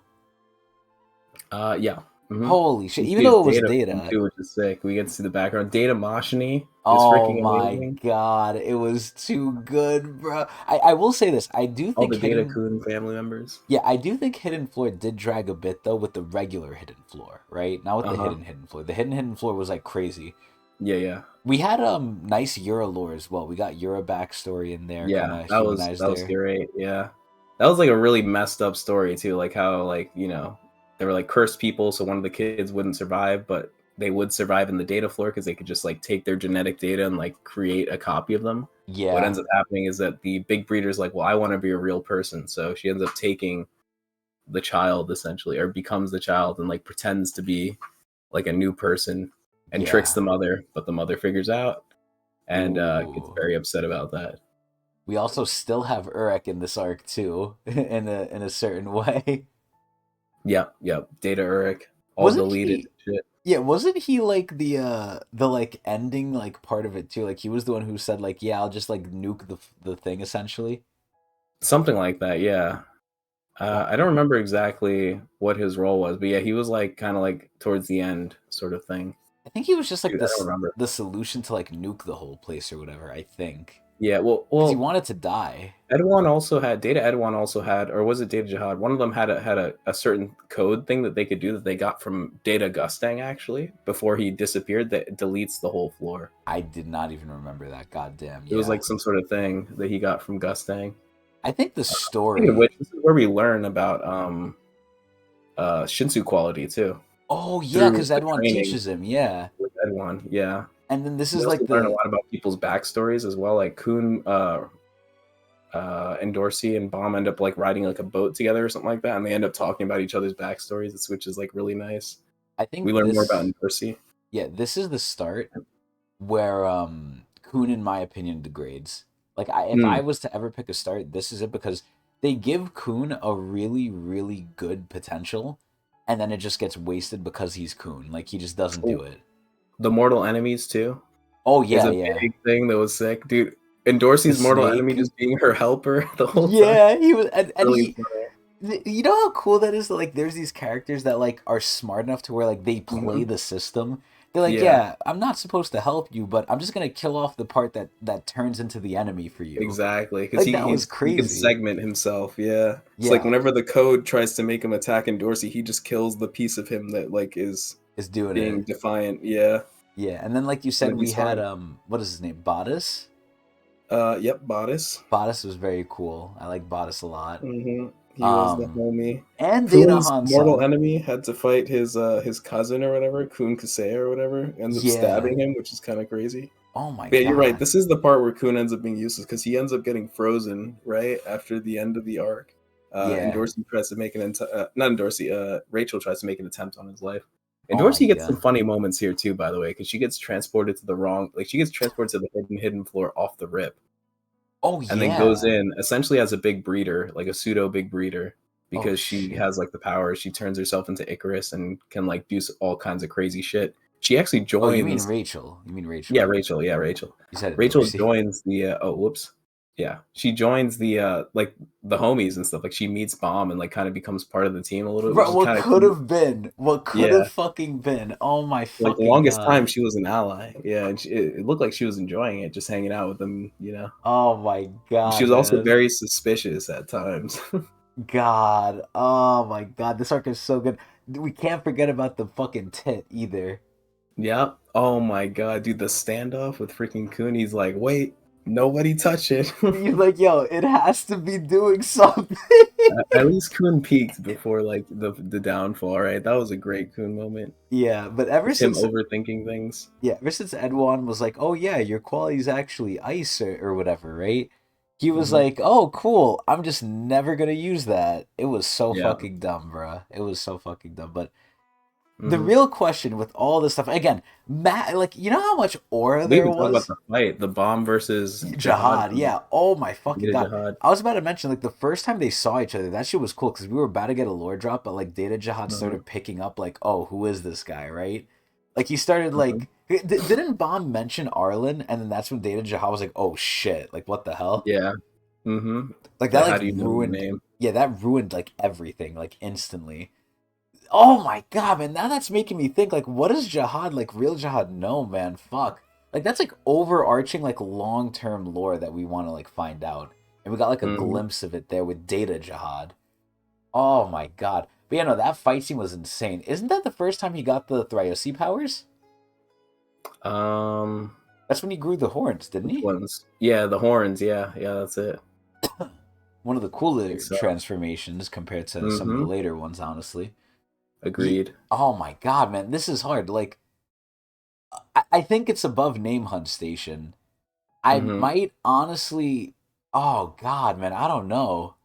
I don't know because like every arc got better in my opinion. We Like it was started like, off so chill, and now we're putting everything in peak. bruh, I swear to God, We like tried our best. Hidden Floor has the potential to me to be the top, if not right below Floor Death. I think it's better than Delar Show. I think it's better than Name Hunt, but I don't know. Hmm. I don't know what to do. Yeah, I don't know what to do either. Fuck, this is so hard. Like it I guess has put it above Hidden family Four. heads. Oh my I mean, put it God. above yeah, Delar show where you have it is good. Okay, you don't think better than Floor Death? I don't think so. No, I think it was so hyped that we saw like, well, you know, I love the ending though. I was Like how everyone expecting, gets deleted and like they say their final words. It's so yeah, sad. we were expecting. The I was data. expecting more family heads, but I was shocked we even got Edwan, like It Data and really Edwan. messes with your expectations too, because you hear everything about the data floor before you enter it, and you're just thinking like, "Oh, this is just like a fake thing." You It's know what I mean? But bullshit. like, it Yeah. doesn't feel fake at all. You know what I mean? Like all the people feel very real, Oh yeah. Oh my and even God. when they realize that they're fake, they still, They're still feel pretty real. much real. They're Yeah. autonomous. They passed Hmm. the what is it called? The Turing test. Yeah, seeing younger versions of like characters that we already know is also amazing too, just It like in was general, like with so Hansung fucking and good. Machni in particular. Like Yeah. Hansung, everyone being very uncomfortable with him just being so chill for no reason. Yeah, they have like PTSD from his ass, Yeah, yo. but it's like he's a regular just like them. For now, yeah. Before Yeah, like whatever happened, Jesus. Before Fug uh-huh. got to him, I guess. Yeah. Oh man. Okay, so we're still saying underfloor of death though. Hmm. Yeah. Wow. Oh my god. Okay. Okay, let's keep going. So, Hmm. after Hidden Floor, we nuke the floor. Wongnan gets the sword that I feel like we never see again, really. Yeah. And I think he confronted Karaka there too, didn't he? He's like, "Oh yeah, I'll get the ring or whatever." Because Rachel had the ring, didn't Um, she? that's in Floor of Death, I believe. It's in Floor of Death. Yeah, or before Floor of Death or something like that. Because around Floor of Death time, Wong Nan is forced to join Rachel's team, and that's when he loses the ring and speaks Oh. to Karaka about it. Okay. I think I could be wrong though. Okay. So after Floor of Death, or sorry, after Hmm. Hidden Floor, again we have some Hell Train, which we're putting under Hmm. the Lar Show, and then after that, I think it's just the last station, right? Yep, that's correct. Damn. That station's so good And too. guess what? And guess what? Hmm. I mean, I'm gonna be honest. God, this is so fucking hard, man. Okay, describe to me what happened in Last Station. Caliban pulled up. Hmm. So Jinsung got essentially, fucked up. yeah, Jihad forces are ready to collect bomb He as they did the three approach the last orders. station. He did the three Yeah. orders, which was huge, by the way. That was like, oh Hmm. shit! Like, what's gonna So the happen most now? Yeah, the most obvious order is to kill everyone on the Hell Train because that was the easiest thing to do. Because the other two was eliminate Fug and eliminate the Povedal family, which no one wanted to do. So they Yeah, staged a bunch of rankers and regulars to basically take over the last station, which is supposed to be like a beacon of like safety for all the Hell Train people. So like obviously the daughter of like the person who runs the place is being very against this sort of thing. yeah. And the But dad is like, oh, just listen to Jihad, man. We gotta like yeah, keep the because he doesn't order. want the smoke or whatever. We get into this really like kind of like a stare down thing where like the train is stopped by I think like Dorian Frog and like those people like the rankers or whatever, but they're still inside the train. They haven't gotten out yet. Yes. And Huaru even comes up with the crazy idea to like segment the train and like drop it in certain pieces or like do certain things to, like distract them. I think the first thing they do is like Send out White. they send out White, or do they send out Which Yuri first? I forget who they send out first. it had to be White, I It think. might have been White first, yeah. Which was a crazy thing, by the way. They White start coming working out. together, by the way. Last station is like the time where like all the enemies, everyone on the train is working together for some reason. Like we're all like, Against we're Jahad's screwed right now. We forces, all yeah. have to work together. Like we got White, we have even like Rachel and them technically working together. Like it is literally everyone And they banding ended up together. betraying Rachel too, because they were all like Yeah, trying to towards the save each end. other, and they were like, Hmm. "Nah, Rachel, fuck you, we're leaving you." Which actually ended Hmm. out in her benefit because that's what got her connected to Gustang. Yeah. Yep. Oh my god! And this like entire arc was fucking the massive planning of fucking of Hwaryun. Warrior. Yeah. Yeah. Oh my god. I will say They end this. up swapping cars and stuff like that. Like I think they drop one of the carts of the Hell Train. Someone goes after it, but it ends up being the wrong cart or like it's empty or something like Yeah, it that. was like a bait. Yeah. Yeah. A lot of crazy shit happens, and then Bomb ends up getting into the hidden floor. We meet the spell user, freaking what's Wait, his the hidden name? floor. Sorry, he gets into the last station. Oh, He sneaks into the last station. There's a fuck lot of shit crazy up. shit happens, I'm gonna but be like honest, yeah, it's not as crazy as some of the ones we were talking about. It's good, yeah, yeah. but it's not like wild, But the like whole time we're crazy. basically fighting up a hill because like Jihad's people have already been stationed, Caliban's on the way, and like there's a lot of rankers compared to the amount of rankers that we have here. Because all we have is Karaka, Yuri. Oh, Karaka and Yuri pretend to fight each other too. They make up some Yeah. sort of argument that like Yuri is on the train so that she can arrest Karaka or something like that, Yeah, yeah, and so that they're she could working get together. So buff. they try to get the Jihad forces people to like be hella confused with what's going on. It's just like Huaruyun does such a great job of like sowing chaos when like It's the what she's when best at. so that the irregulars can escape like throughout the chaos and like whatever the hell's going on. Oh my Yeah, god, it's that shit was great. good too. The one thing again I'll say that I think was kind of weak, and it's only weak by Hmm. comparison, honestly. It's the actual part that was like relating to like the daughter, the son, and like the dad who are running the station. I'm Yeah. gonna be honest, looking back at it, that was like the weakest part. And again, it's the weakest part because look at everything else happening. Like, I kind of looking back, it was like, oh, just let's get over this part. Like, they're cool, you know. Obviously, we need to have some story that's centered around there. It's kind of almost Yeah. like obligatory. It's fine, but that was like the weakest part. Like, not everything of that arc I think was strong. If I was to ever like Hmm. ding something, it would be that one. Yeah.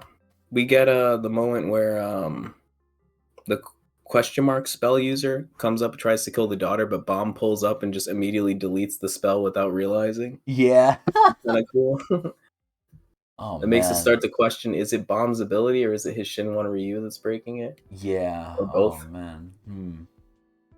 Then Insung we get the gets fucked cavalry up. showing up, right? Because like Evankel and Hansung show up after being kicked out by their floor I administrator. completely forgot about that. They Holy get shit. chased by Caliban's goons. So Caliban's goons, some of them were sent to go after Evankel because they're aware, or Hansung Yu rather, because they're aware that he's part of Fug now. Which is They ironic end up being because transported. yeah, Evankel being there, like Evankel would have like fucked them up too. Like I'm Hmm. pretty sure Evankel would have just violated them, knowing what I know. Yeah, Hansung essentially makes Evankel work together with them, with Fug to help the regulars escape, and Evankel basically takes control of the whole situation when Yeah. she Oh arrives, and my it's part of the god. reason why I love Evankel. In the last station, she pops off and basically like just holds everything down, like with her AOE. Except So much so Caliban, that the floor leader, like Kun, whatever the guy with the horns, had to pull up and say like, "What are the you doing to my administrator. floor?" Yeah, the Yeah, administrator's floor like, you gotta administrator. calm down. And then Evankel starts fighting him. Yup. It's crazy. Evankel is just fighting everyone in that arc. It made Evankel look so strong, which makes me sad. Like later in the I story when was she I gets was gonna debuffed. say she peaked there. Like after that, like Hmm. she did not get that crazy again. The Spider Woman really Hmm. fucked her up after that, but Yeah. yeah, really, really good arc. I was almost tempted again to put it in great, but it's like, oh god, man, I don't know. Again, all these arcs kind of build off of each other, like from the previous one. So it's like, it's hard to say they're not better. It's Yeah. like I'm really struggling with this shit, man.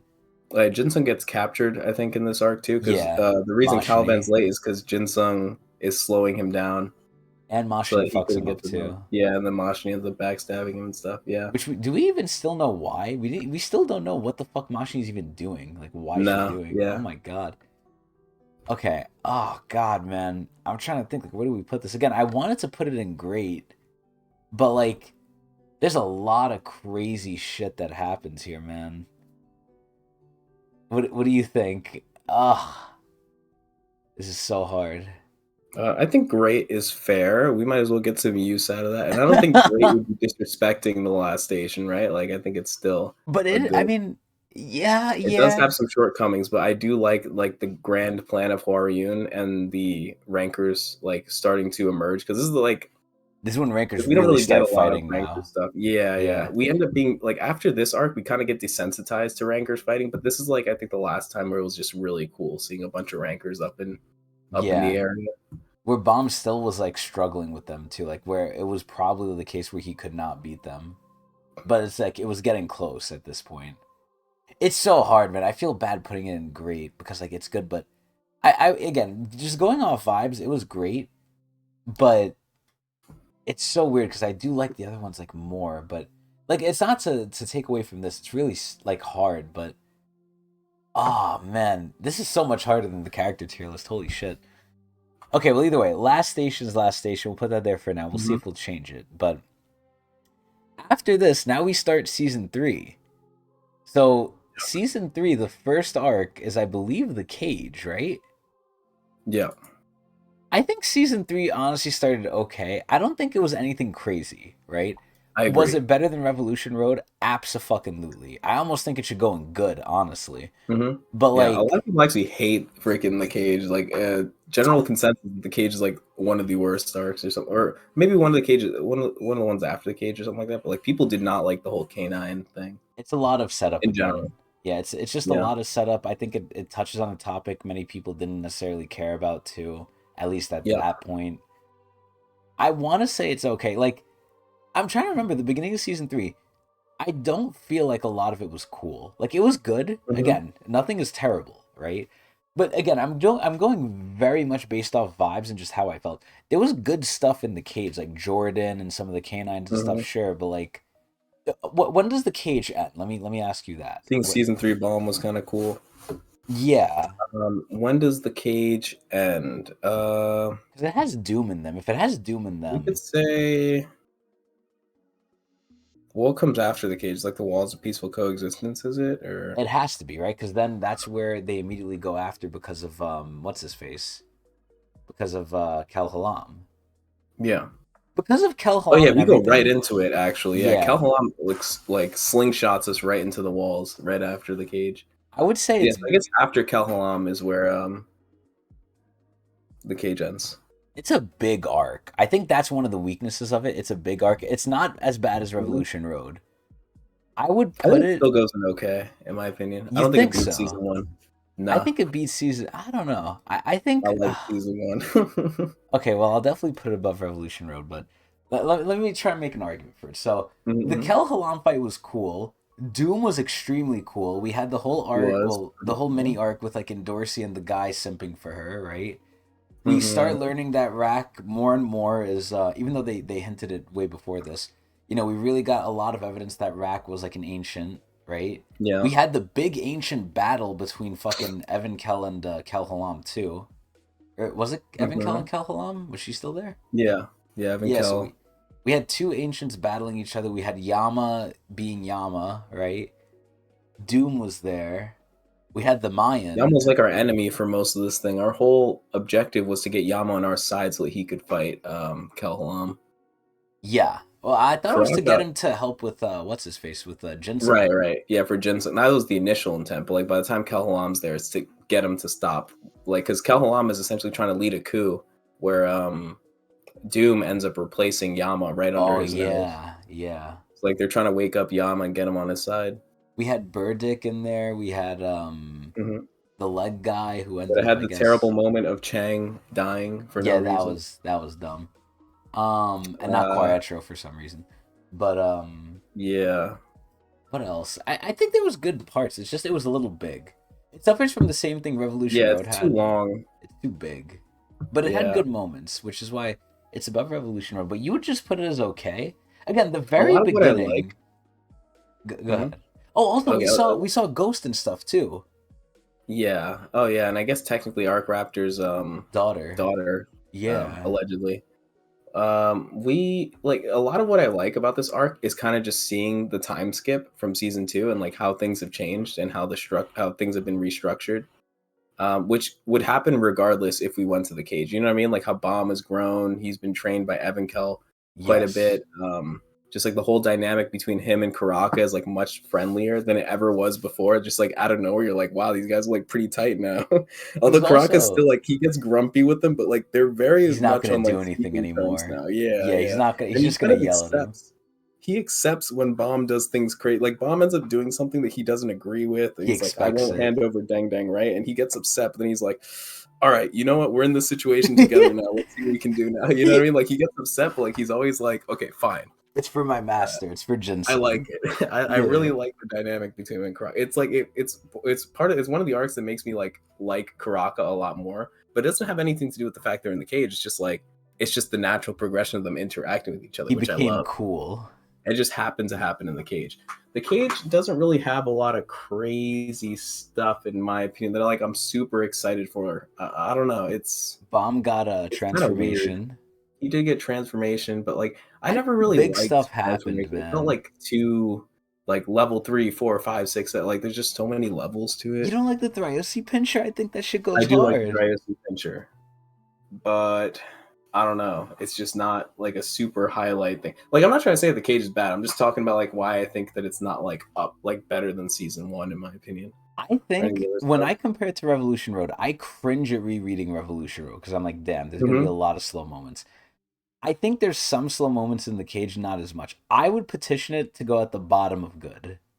I don't say I'd cringe at the cage, but I do like get like, all right, here we go again. Like you know what I mean? Like time to get Really? through the cage sort of thing. Yeah. Okay, And that's what I honestly, felt when we were reading through it initially. if Well, if because I it's was reading with that you and I reread it. yeah, if it's that bad, then okay, we can leave it in okay then.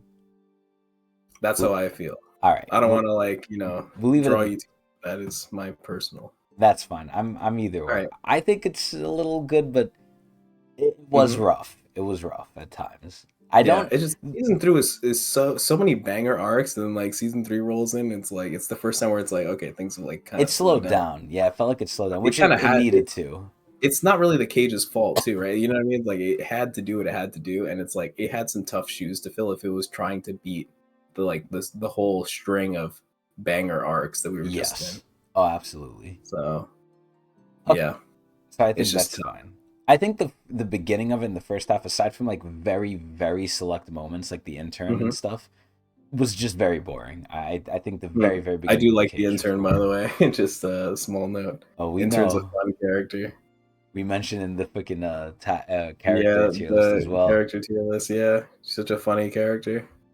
Just So the normal people of the tower. yep. Somehow still there too, which is a good thing because we always will have Mhm. normal people around. It's just we don't always see them. Like her Yeah, and she has the Venus Mayan line. on her shoulder. That thing was so amazing, man. Oh my god. So after the cage, we get right into literally, like Adrian said, slingshotted into the wall of peaceful coexistence. Hmm. This arc was pretty cool to me. I think it's a lot more setup too. It had some decent moments that could have went crazy because there was a lot of times like Caliban almost fought Bomb, right? Hmm. Caliban was kind of like really bonding with Kane, if you remember too. I actually Yeah, really I liked love that. Caliban and Yeah. Kane a I lot. love just like the interactions between the characters. So much crazy stuff. Also, White gets trapped with them at some point, He and he has talks a with casual Hots. conversation with Hots about like swordsmanship and stuff. He says he's So is shit. with them too, and like is very upset with all the regulars. Like she doesn't She like hates Bomb at all. Bomb. Yeah, The she first time hates she Bomb. expresses her frustration with Bomb. One of the few characters to really just dislike him for that long too. Like Mhm. I think she's Yeah. still like whatever with him. Hmm. Um I think Wall of Peaceful Coexistence is a good arc. It's a to me it's a big setup arc, but it's a good setup arc. Again, there's some good moments, I agree. but I would put it at the bottom of good. Yeah. Yeah. I think I agree with that. Like again, when I'm thinking of it, it's just like the big thing that happened was they fought that vampire guy, Bomb and Co. Like, fought him, and even though Hmm. Bomb probably could have handled him, that was like the last main time Bomb needed help with the Ranker, really. I think Yama ends up getting smoked by Yasracha at this arc too for the first time. Lol, Against lol, all of his people taken, all of his canines. Because lol. remember, what is it? What's the name of the Fug guy, the Fug Elder? Cal Halam's whole plan was to bring the canines to the Wall of Peaceful Coexistence to Yeah, fight and then Jahaz. who did they Turns out send? they sent freaking Yasracha, who can control all of them. The So biggest it would have counter. basically, yeah, they got so countered, and it was like just a beating of the canines. It made Yama look pretty bad, but this is like it was Deballing. the first time he lost. So like this is like at this point I wasn't really fed up with Yama. I was just like, okay, well this is He obviously got unfair. You know what I countered. mean? He got Yeah. countered. Yeah. So yeah, Little it's did just an we interesting know. tidbit. We introduced Yasracha, who's a great character by the way, but he is Oh evil man. as hell in the beginning. Goddamn, he was pretty I like ruthless the way that he just like though. murders a lot of them. A lot of season 3 introduced a lot of really good villains. Like some of them Hmm. became like good, like some of them eventually over time we ended up liking. Like Yeah. Caliban is a villain, but like we love him. Yasrach is a Hmm. villain, but he became good. Liberic is a villain who's still basically a villain. Then we Yep. kind of got a little bit of We get White Enkidu. back as a villain. Yeah, we get White as a villain, which we always love. We got Enkidu, which is like half half to me. We Hmm. got I don't know if I'd include Belrier with Enkidu, but Belrier is like a villain, but he was whatever. I'm not crazy Yeah. about him, but And then Traumarai. Traumar was a huge, like probably the best villain. Oh Yeah, my he's god. just evil straight up. We thought he was like cool, and then he was evil, and then he was cool, and then he was evil, and then we got so Yeah. much backstory on him. We're like, okay, he's kind of cool, but then we saw what he did, and he's like, okay, yeah, he's still Mhm. evil, but like, It's like, wait, he goddamn, controlled Enkidu to do that shit? It's like, oh my god, it's like this guy's evil as hell. crazy. And then he did his shit to And his then blamed wife. it on Enkidu. Yeah. Oh my god, bruh. He's just a psycho. But anyway, He kind of led to more sparks too because he said that like that V told him to do it. Like he made freaking yeah, Enkidu he say some tried to. straight up false shit. I'm still calling Jihad made him do that. I'm still Hmm. calling like Jihad pushed that shit. But Yeah, regardless, so we'll get after there. yeah, after the wall, what did we have? What was The it? nest, I think. The nest. Yeah, because the cat tower is after the nest. Okay. Hmm. The beginning of the nest, I think, is honestly pretty good. I think it's Yeah. good because there's a lot of fighting. There's a lot of fighting in that shit, right? They're just Hmm. trying to penetrate that shit. Yeah, everyone gets to shine too. Like we have like the moment with like Doom and Paul fighting the bird person or whatever, holding Yeah. them down. Oh my We god. meet LaFave. Yeah, I was gonna say we meet the sniper for Yeah, the first time, LaFave, who's they extremely strong, but for Kun one has a thing. rare pop off moment with freaking with Shibisu working together to redirect LaFave's bullet into the freaking eagle person after he resurrects, I which thought is that was hilarious. Hockney. Wasn't it Hockney? It was with Hockney too, yeah. But I think like they all kind of came up with the plan together, really. But this is before they recruited LaFave too. Was it before? Or was it after? I forget. I don't remember, but I think it was before. I do. Wait, wasn't LaFave trying to shoot Evan Kell, and that's how they Yeah, did something it? like that. And then they like They redirected redirected it it. from there because Yeah. she was still a Yeah, because villain to Evan Kell was them. having like some sort of sniper battle with him. Because Evan Kell technically didn't know exactly where she was, but they knew where the bullet was coming from because Because of Kuhn did like some Hockney. sort of quick math or whatever. And Hockney could predict it. Yeah, And so they sent Evan Kell to a place where like there was like a teleporter or something like that, like a fraction of a ship. yeah. And then they And sniped the big bird in the head. exactly. Yep. Who was a freaking what's it called by the way? Like a branch leader too. We got introduced to the branch Hmm. leaders. The nest in the beginning was very just warlike. Like holy shit. Yep. I would They really say, are afraid of war. yeah, I would say that. I don't know. Is it better than Workshop Battle? Absolutely. Is it great though? Is it good or Hmm. great? Isn't We that get when White Bomb beats versus the Ranker Caliban. too?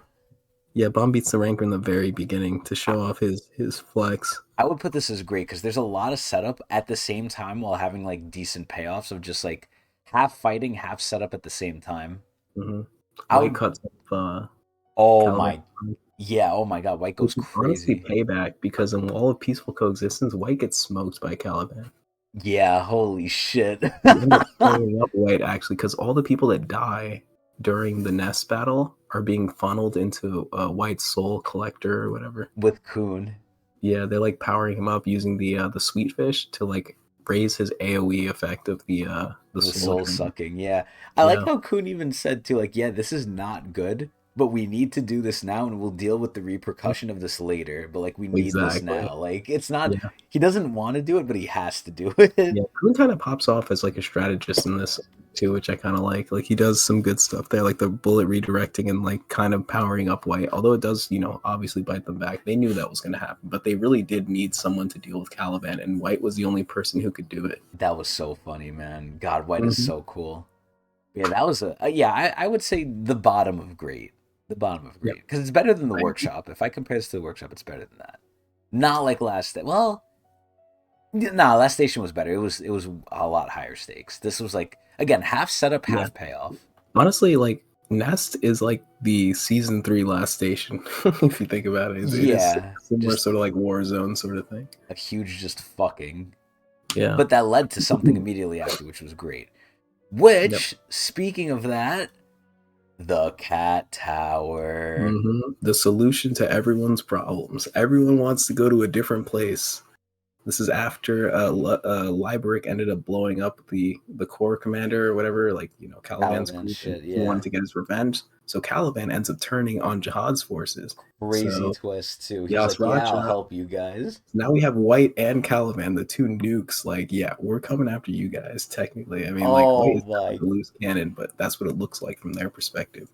So god. Yasracha throws up the cat tower idea where everyone can go where they need to go, but it splits up everyone at the same time. So like, it kind of benefits Jihad's forces a little bit too.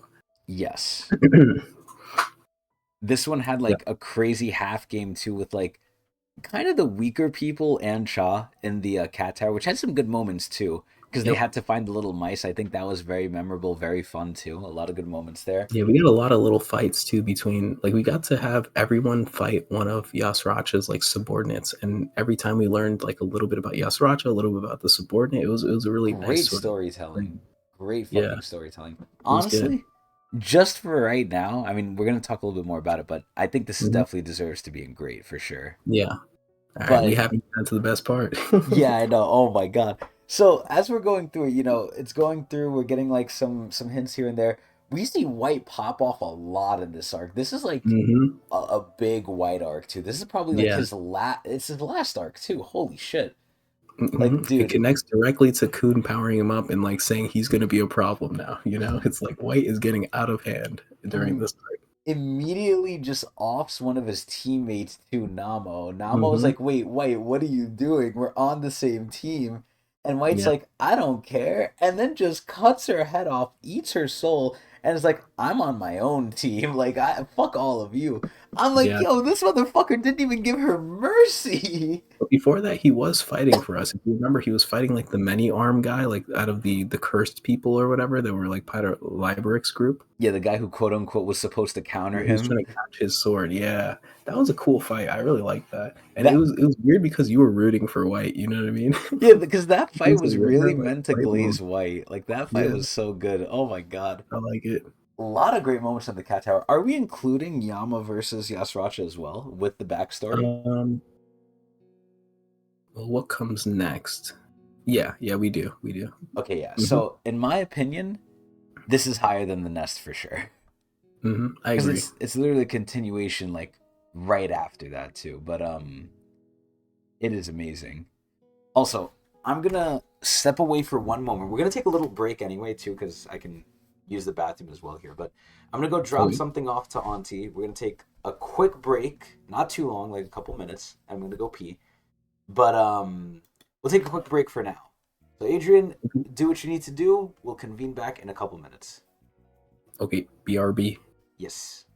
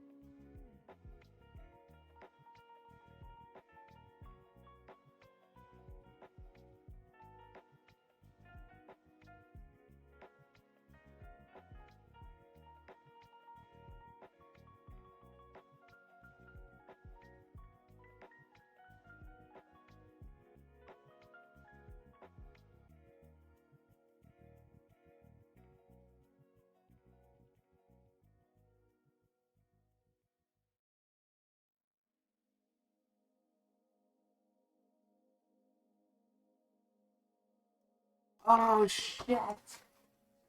Okay. I'm back. Adrian, are you here? Yep, I'm here. Okay, cool. All right.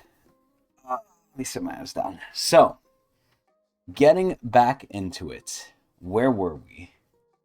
We were rating the cat We're tower. gonna place the cat tower. Yeah, so definitely above the nest for sure. Mm-hmm. Better than the last station? I would honestly say yeah. We haven't spoken about something yet. The dark twist. That's the main reason why I'm thinking That's I'm what putting throws it it above up. last Yeah. station. Yeah. I mean, Dude, even freaking Arya's power with the watch, dude, that shit is so sick. it's so funny because when I think of Dark Twist, I completely forget about that. I'm like I focusing never only forget on about White. Arya. The time delay, dude, that shit was sick. I mean, Messing with White's powers. realistically, right? Aside from like him saving Arya with that, like what sort of like relevance did that have? It bought them time so that they could get away from White further. Ah, It kind of okay. delayed the inevitable, but like Arya ends up saving Bomb from being killed by White earlier in Uh-huh. the thing. Hmm. She takes him to the next floor Oh shit. using the power, and it gives him an extra 10 minutes for like Bomb to prepare before their next fight, where he Bro, ends up standing his ground. that was one of like the longest like things too that got resolved too. Like so long ago we saw Mhm. White, violate them and no one told Bomb Mark either. Raptor And and Prince, yeah, yeah, and people knew too. Like people knew and no one said anything to the point yeah, where like maybe if someone else told him, yeah, he would have been angry, but he would have had time to like, digest it or whatever. But God, White yeah. Kun doing knew it the the whole way time. You didn't tell him. You yeah. you predicted that he might have gotten mad at Kun for not telling. Yeah, did he ever do that? He didn't, right? So I don't think so. No, That's so but it was a dumb. good prediction. God, I really wish he did because like that's a big thing. Like I feel like Bomb should have Mhm. gotten upset at him for that. Did Bomb know that Kun knew? Um, I think so because I think Kun told him that they were fine. He's like, "Oh, I just got a call from Wang, and he said everyone's doing fine," like that sort of thing. So he Or kind of omitted, maybe he didn't know if it was like Kun at that right? point. Like maybe Maybe Wang Nan was lying, you know what I mean? But like he doesn't Wang Nan know. told him, I'm pretty sure. Like Kun Damn. definitely knew. I don't remember exactly how, but Kun definitely knew. Yeah, I know Kun knew, but would Bomb put two and two together that it was Kun who knew? Yeah, I don't know. Damn. Okay. But regardless, yeah, no, this arc was great. There's great backstory in this arc with what is it with Wong Wong? Is he in this Um, arc too? yeah, because they also has the Yama fight. Yeah, and then we have the backstory with him and his wife as well, Mm-hmm. Nen Nen, Yeah. which was great too. We find out, somehow Yama has a fucking ancient in him that just never comes out. Mm-hmm. We See get Doom as a kid, yeah, we which see is plus Baby one. Doom. That's pretty good. We get great story for Yasrach as well. We see a lot of his character, a lot more. Mm-hmm.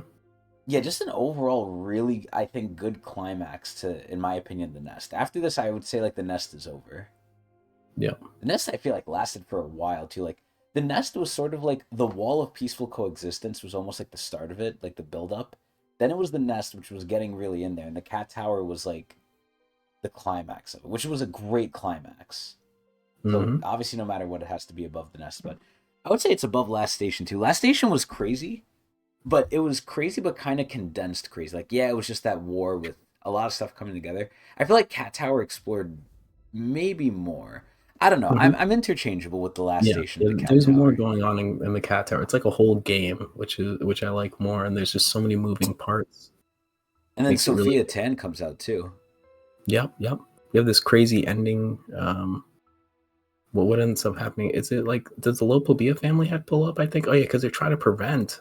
Like Evan Kell's whole story is that she's trying to prevent the Lopobia family from coming, but the grand ending is that like Tromrai pulls up and Yeah, ends up shaking shit up. he's Like that was there the first time we anyway. saw Tromrai towards the end of the cat tower. Yup. Oh And they just shit. run shit. They end up like, dude, oh my god, everyone's basically caught with their pants down. It's crazy. Oh yeah, we got the Caliban versus Liberic fight too.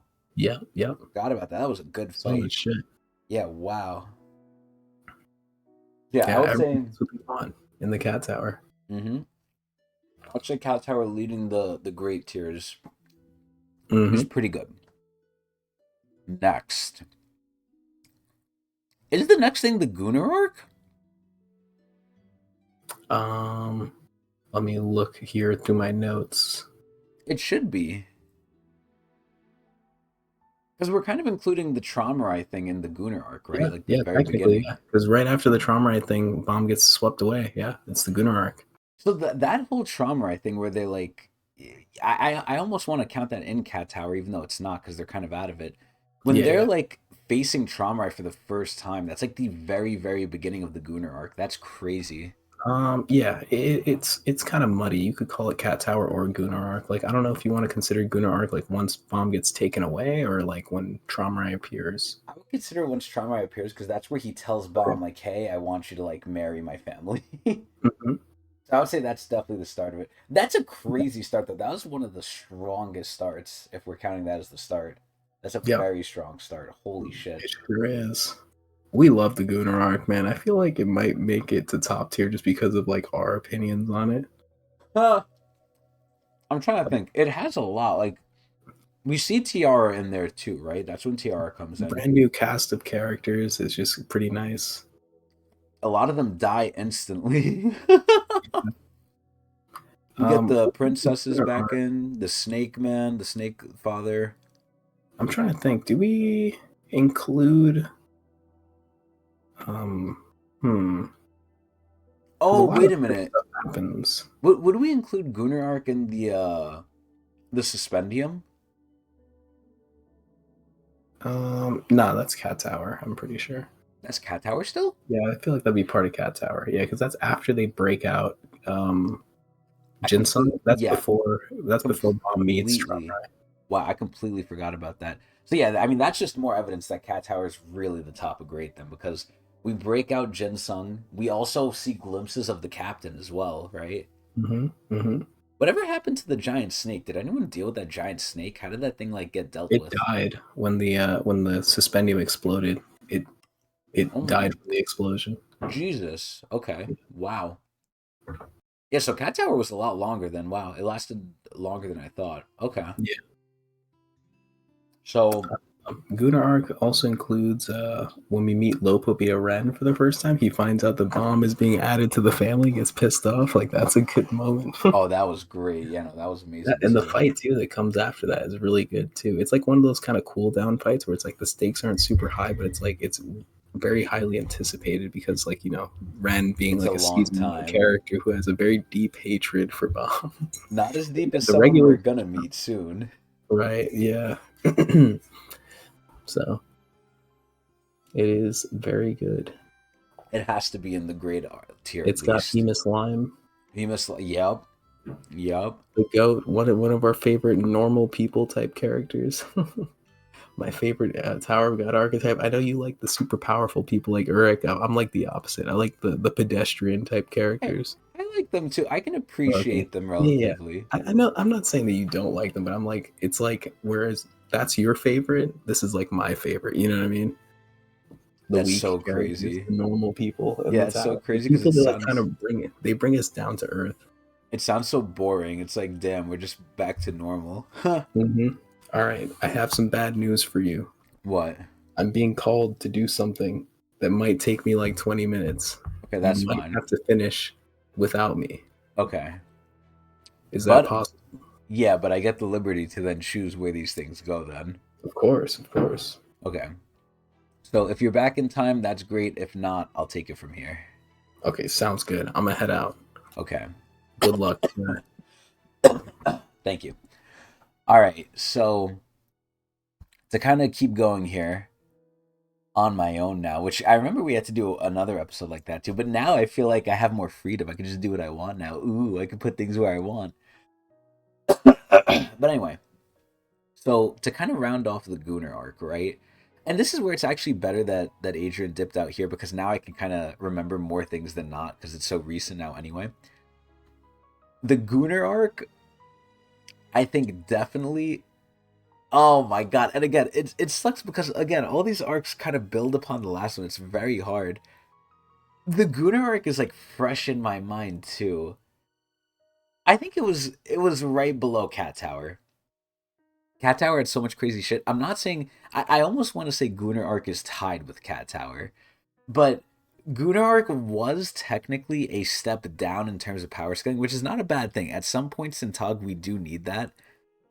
Oh, excuse me. We do need things to do, get power scaled down to have like a breather and to, get ready to rescale up. Because good lord, do we rescale up soon? But I would say I'm pretty confident that like it is better than Last Station. Maybe it's time. It's in between. It's in between Last Station and Cat Tower. I think these things could be interchangeable, but I put heavy emphasis on Cat Tower being above that. But yeah, dude, the Guna arc had just a lot of moving parts. That's where we really started getting into the guts of like Lopobia stuff. Lopobia got really fleshed out with that. We had Zamzam, we had Mate, we had Tiara, who was a huge one. I'm trying to think what else we had in the Gunnar arc. We had obviously the whole like tournament, which wasn't really a tournament. We had K-pop. We had Lilial getting almost no character development, but some. The question is, when does the Gunnar arc end? After the Gunnar arc is technically the Sprout, because in the Sprout we get the Amizu flashback, because that's like the second to last one, I would say, kind of mixed in with the Sprout, but the Gunnar arc, I guess, goes kind of long then. The probably last thing I would say that happens for the Gunnar arc would be. Oh man. They leave the Lopobia ship. Oh my god, the way it starts too, when like after they teleport. The beginning of the Gunnar arc was so good if we're counting as like when they first meet Trauma and then everyone gets teleported out from like them fucking up the teleporter with Lafav's like launcher. And then they were with Traumarai, and then like they just chilled with him for a bit. And again, that really showed like Traumarai's chill sometimes because Lilial was yelling, and instead of like punishing her or like doing violence against her like he would for Holland, right? Oh my god, then we get introduced to Holland. I would say like Gunnar is very long and sets up a lot. It's almost in a way like the Nest, right? The Nest is half setup, half payoff because you're seeing a lot of fights happening while they're also giving you a lot of information for what's to come with Cat Tower. The Gunnar arc is almost like that. We do see a lot of good events happen while they're also at the same time simultaneously setting up for the future stuff too. So it's a very, very strong arc, and it's one of my personal favorites. The only reason I'm not putting it above Cat Tower is because of like White, I think, honestly. White and just a lot of the backstory with Yasracha. I think if they maybe went into the side characters a little bit more, and who knows, maybe that would have dragged it down. But the fact that they kind of killed off a lot of the side characters, and some of the best stuff from Gunnar arc was with the side characters, aka all the women trying to quote unquote get with Bomb, even though most of the time they weren't. The fight with Endorsi, even though a lot of people call her a taxi, was absolutely amazing. I loved how like much she shocked me there. Again, all the other characters being there was very cool. We did rescue Jinsung, and I would even count them fighting, the Royal Guard, like Perditi and Holland and them, as part of like the Gunnar arc too. Actually, I think was that part of the Gunnar arc, or was no that might be no that's I think definitely Gunnar arc actually, yeah, that's like beginning of Gunnar arc I think actually. Wow. And then they go to the hotel like they're starting to be like guests and stuff. Kun has the whole like chess game with him. Oh my god, it's good. It's good. Again, I'm very tempted to put it above Cat Tower because that's when it feels like the story's really just ramping. Like once the Gunnar arc hits, I feel like the story does not ramp back down. It just goes 100% straightforward after that. So again, I'm struggling to put it above Cat Tower. I could see it putting above it, but I'll leave it for now. I would have needed Adrian to like break the tie here, but definitely better than Last Station. Last Station's good though. The Nest so far is the weakest one, and even the Nest was good. The Nest is like the gatekeeper right now. But either way, after Gunnar arc, we have the Sprout. So the Sprout, a lot of shit happens. Oh my god. I would say the Sprout sort of starts when they leave the Lopobia ship. And then I don't know if I would count it as like with Kun and them in Gustang's custody. I guess I would maybe count that as the beginning.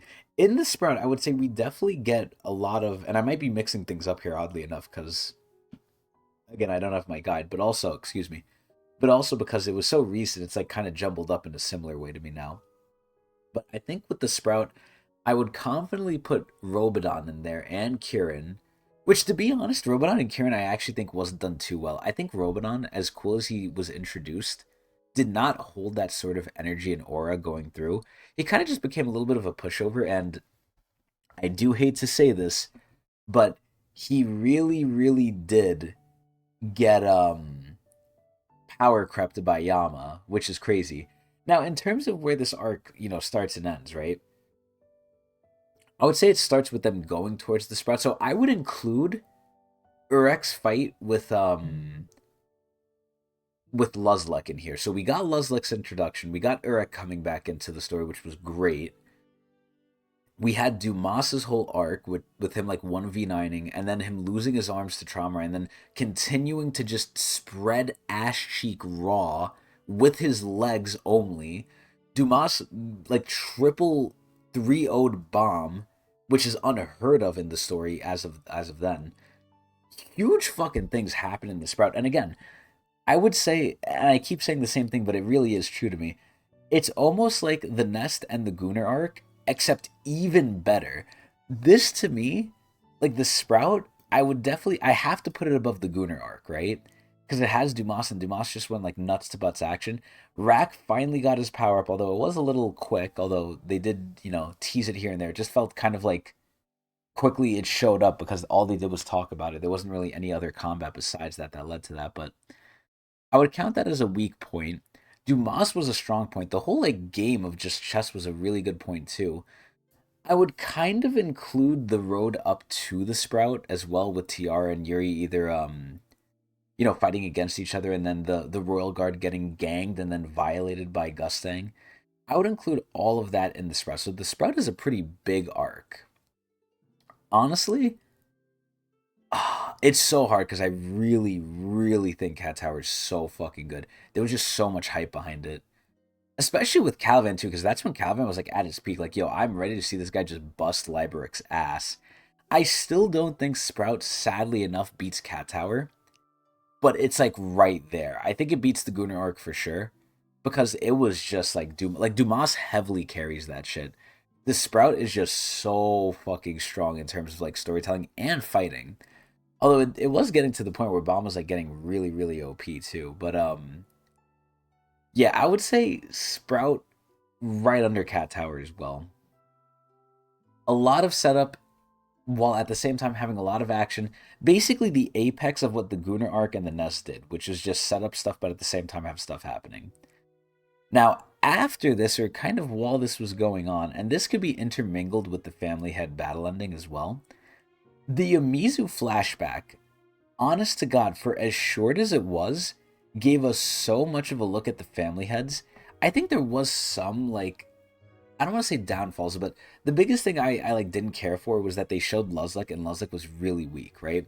But in the Amizu flashback, I'm actually going to shove in a lot of the Red Dump stuff as well as like just the past history of like them showing V as well. I think all of that shit was really, really, really fucking hype, to the point where I want to put it, again, sadly, below Cat Tower. I think Amizu Flashback was great, right? I don't think it was perfect. I think the Cat Tower is probably better with the action, obviously. But I think Amizu Flashback is like the strongest narrative thing under everything else, right? It doesn't have too much action, I don't think. But in terms of the storytelling that it did, I think it was absolutely amazing. Like, that flashback was great. It gave us V, it gave us Edwan, it gave us our first look at Han. It was wild. And then to see, like, the fucking, like, plot twist as well. Ooh.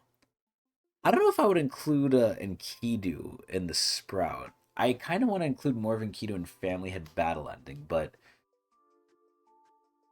because Family Head Battle Ending could actually encompass a lot more here, but I would say the Amizu flashback, it could be counted in the Sprout technically, but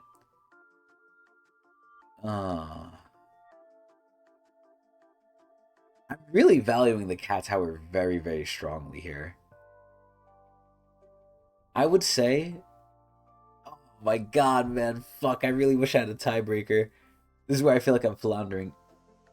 Oh my god, I'm trying to remember. Because a lot of the Amizu flashback I remember, and it was great seeing Yurang as well, but again, it was just not a lot of action. It was a lot of just commentary, which is fine. But I feel like Cat Tower had both like commentary with setup with character interactions, especially also with Arya and stuff too. Vicente came in, they talked with Vicente. Yeah, I feel like the Cat Tower lasted again a lot longer than just the Dark Twist too. Because we're also counting, I guess, saving Jinsung as well into basically right before they see Trauma. Right when they see Trauma is when Gunnar arc starts, which is crazy. I'm putting Gunnar arc right there, but looking at it holistically, I think this feels right. The Mizu flashback was very, very strong narratively though, and that's why it's this high. Not crazy combat, but doesn't need to be. Just crazy storytelling there. And then finally, the last arc, which is what we've dubbed the Family Head Battle ending. Overall, this shit was really fucking crazy. I mean, Adrian always told me too, like, yeah, when he was like reading this, like, at the time it was coming, I was like, dude, it's getting so crazy, like, it's wild. I do think, excuse me, I do think there's a lot of pitfalls, right? And a lot of shortcomings when it comes to Gustang v Traumarai. A lot of the same questions get brought up where it's like, oh, Gustang feels really weak. Okay, but he doesn't really use his Shinwan Ryu too often, right? But, you know, if Gustang is fighting Traumarai, who's not necessarily one of the heavy hitters of the Jihad system, and he's planning to take down the whole Jihad system, unless he has more time to plan, which, again, we've already went into this. Once you target Traumarai, you kind of just, like, declared war against Jihad. Now he's going to actively get involved. Traumarai at the beginning, too, was meant to be, like, a stopgap thing to where Jihad wouldn't directly get involved. Traumarai was like, oh, yeah, I'll do it for you, right? To basically save Jihad the trouble and kind of keep the balance on the tower. That is kind of really destroyed once Gustang did what he did. But I would say the Gustang versus Traumarai fight was heavily glazing Traumarai a lot. And a lot of Gustang's moves really bothered me. Because they felt like either A, they should be completely fucking OP. And again, we've talked about this very, very recently because this is the most recent arc, right? A lot of his moves felt like they should be completely OP because it's almost quite literally the power of imagination. But it didn't end out being that way. And we even found out that he needed to rely on something else that was even more of a cheat than what he had. With, you know, with his flames that can literally delete something if he understands it, which was Blossom. Blossom basically at the same time kind of cucked Gustang and simultaneously cucked Yurang in a similar sense, because what the fuck is Yurang's fire going to be compared to Blossom's now? Like, holy shit. So in terms of the actual fight, even though it was a long fight, don't get me wrong, the fight was very long, and overall I would say it's very good. A lot of aura farming, and it felt really tilted towards Traumarai side a lot. Because even when Gustang pulled out the Jade Stick, that shit just felt like a fucking beating baton that really was just like, oh, you did bad, you know, feel it. But it didn't really do anything else. I thought it was going to have some special power, strip Traumarai's power away, take away the rule set. But it did none of that. It was just bonking him on the head and making him hurt a little bit. It's like, okay, you kind of just annoyed him more. Traumarai, I think, definitely aura farmed that fight way harder than Gustang. It did not feel as equal as I think it should have been, but maybe that's a good thing. But not for Gustang lovers. I think Gustang stonks went down after that. But overall, I mean, just the other moments too. I think the other stupid part was Dorsey sticking around as long as she did. So even though the family head battle ending does have a lot of, I think, problems with its fighting, right? It's still good enough, and the character interactions are great enough to where, because it's the last arc and because, you know, Vom showed up, we got a conclusion where literally one of the family heads, you know, violated themselves. And that actually made me sad. All of the stuff they put into Traumarai, I think, it didn't make me put him the top, which some of my viewers were thinking he was going to be on the tier list, right? It didn't put him as the top family head, I don't think. But he's a very, very strong character. I ended up actually really sad with what Traumarai did at the end. I was like very upset, not only at Traumarai, but at Gustang for letting it kind of happen. Because it seemed at the end they were like buddy-buddy again. It's like so sad, but Traumarai definitely turned up. Ura came in, violated shit. Luzla came in. Vom came in, learned that big fucking plot twist. I would say overall, and then Vom, aka Bomb, is like back in Fug now, and it's like, Dude, you were like trying so hard to like get away from them. Now you're here again. It's very confusing. I would honestly put it with some difficulty. Oh my god, dude, I feel like I'm overvalued with the cat tower so hard. But honestly, you know what would help this a lot? We'll put the cat tower up here. I almost want to put it above Name Hunt Station, but Adrian's not here, so he doesn't get to say anymore. But I feel like Adrian was very much helping Name Hunt Station. Name Hunt Station was very good too, man. I'll put it below. I'll put Cat Tower below Name Hunt. I think they're both top tier. I think Family Head Battle Ending is.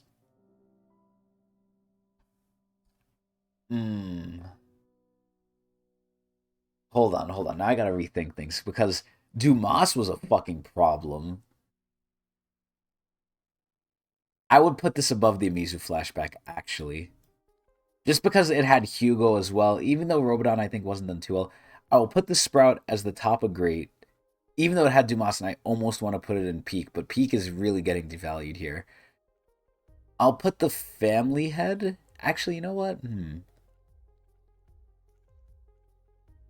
I feel like the Cat Tower just had so much better stuff, though. It had, like the Sprout had good stuff, but I didn't care for some of it with some of the characters, like Rachel's stuff and Dorsey's stuff. Each character had their own thing, especially Holonen and Kidu as well, right? But I didn't really think it was as strong as the major stuff that happened in Cat Tower, though. Like Calivan's whole story, Liberic being involved in that, White going fucking buck wild mode, Yasracha. Like, the stories there, I actually cared about almost all of them.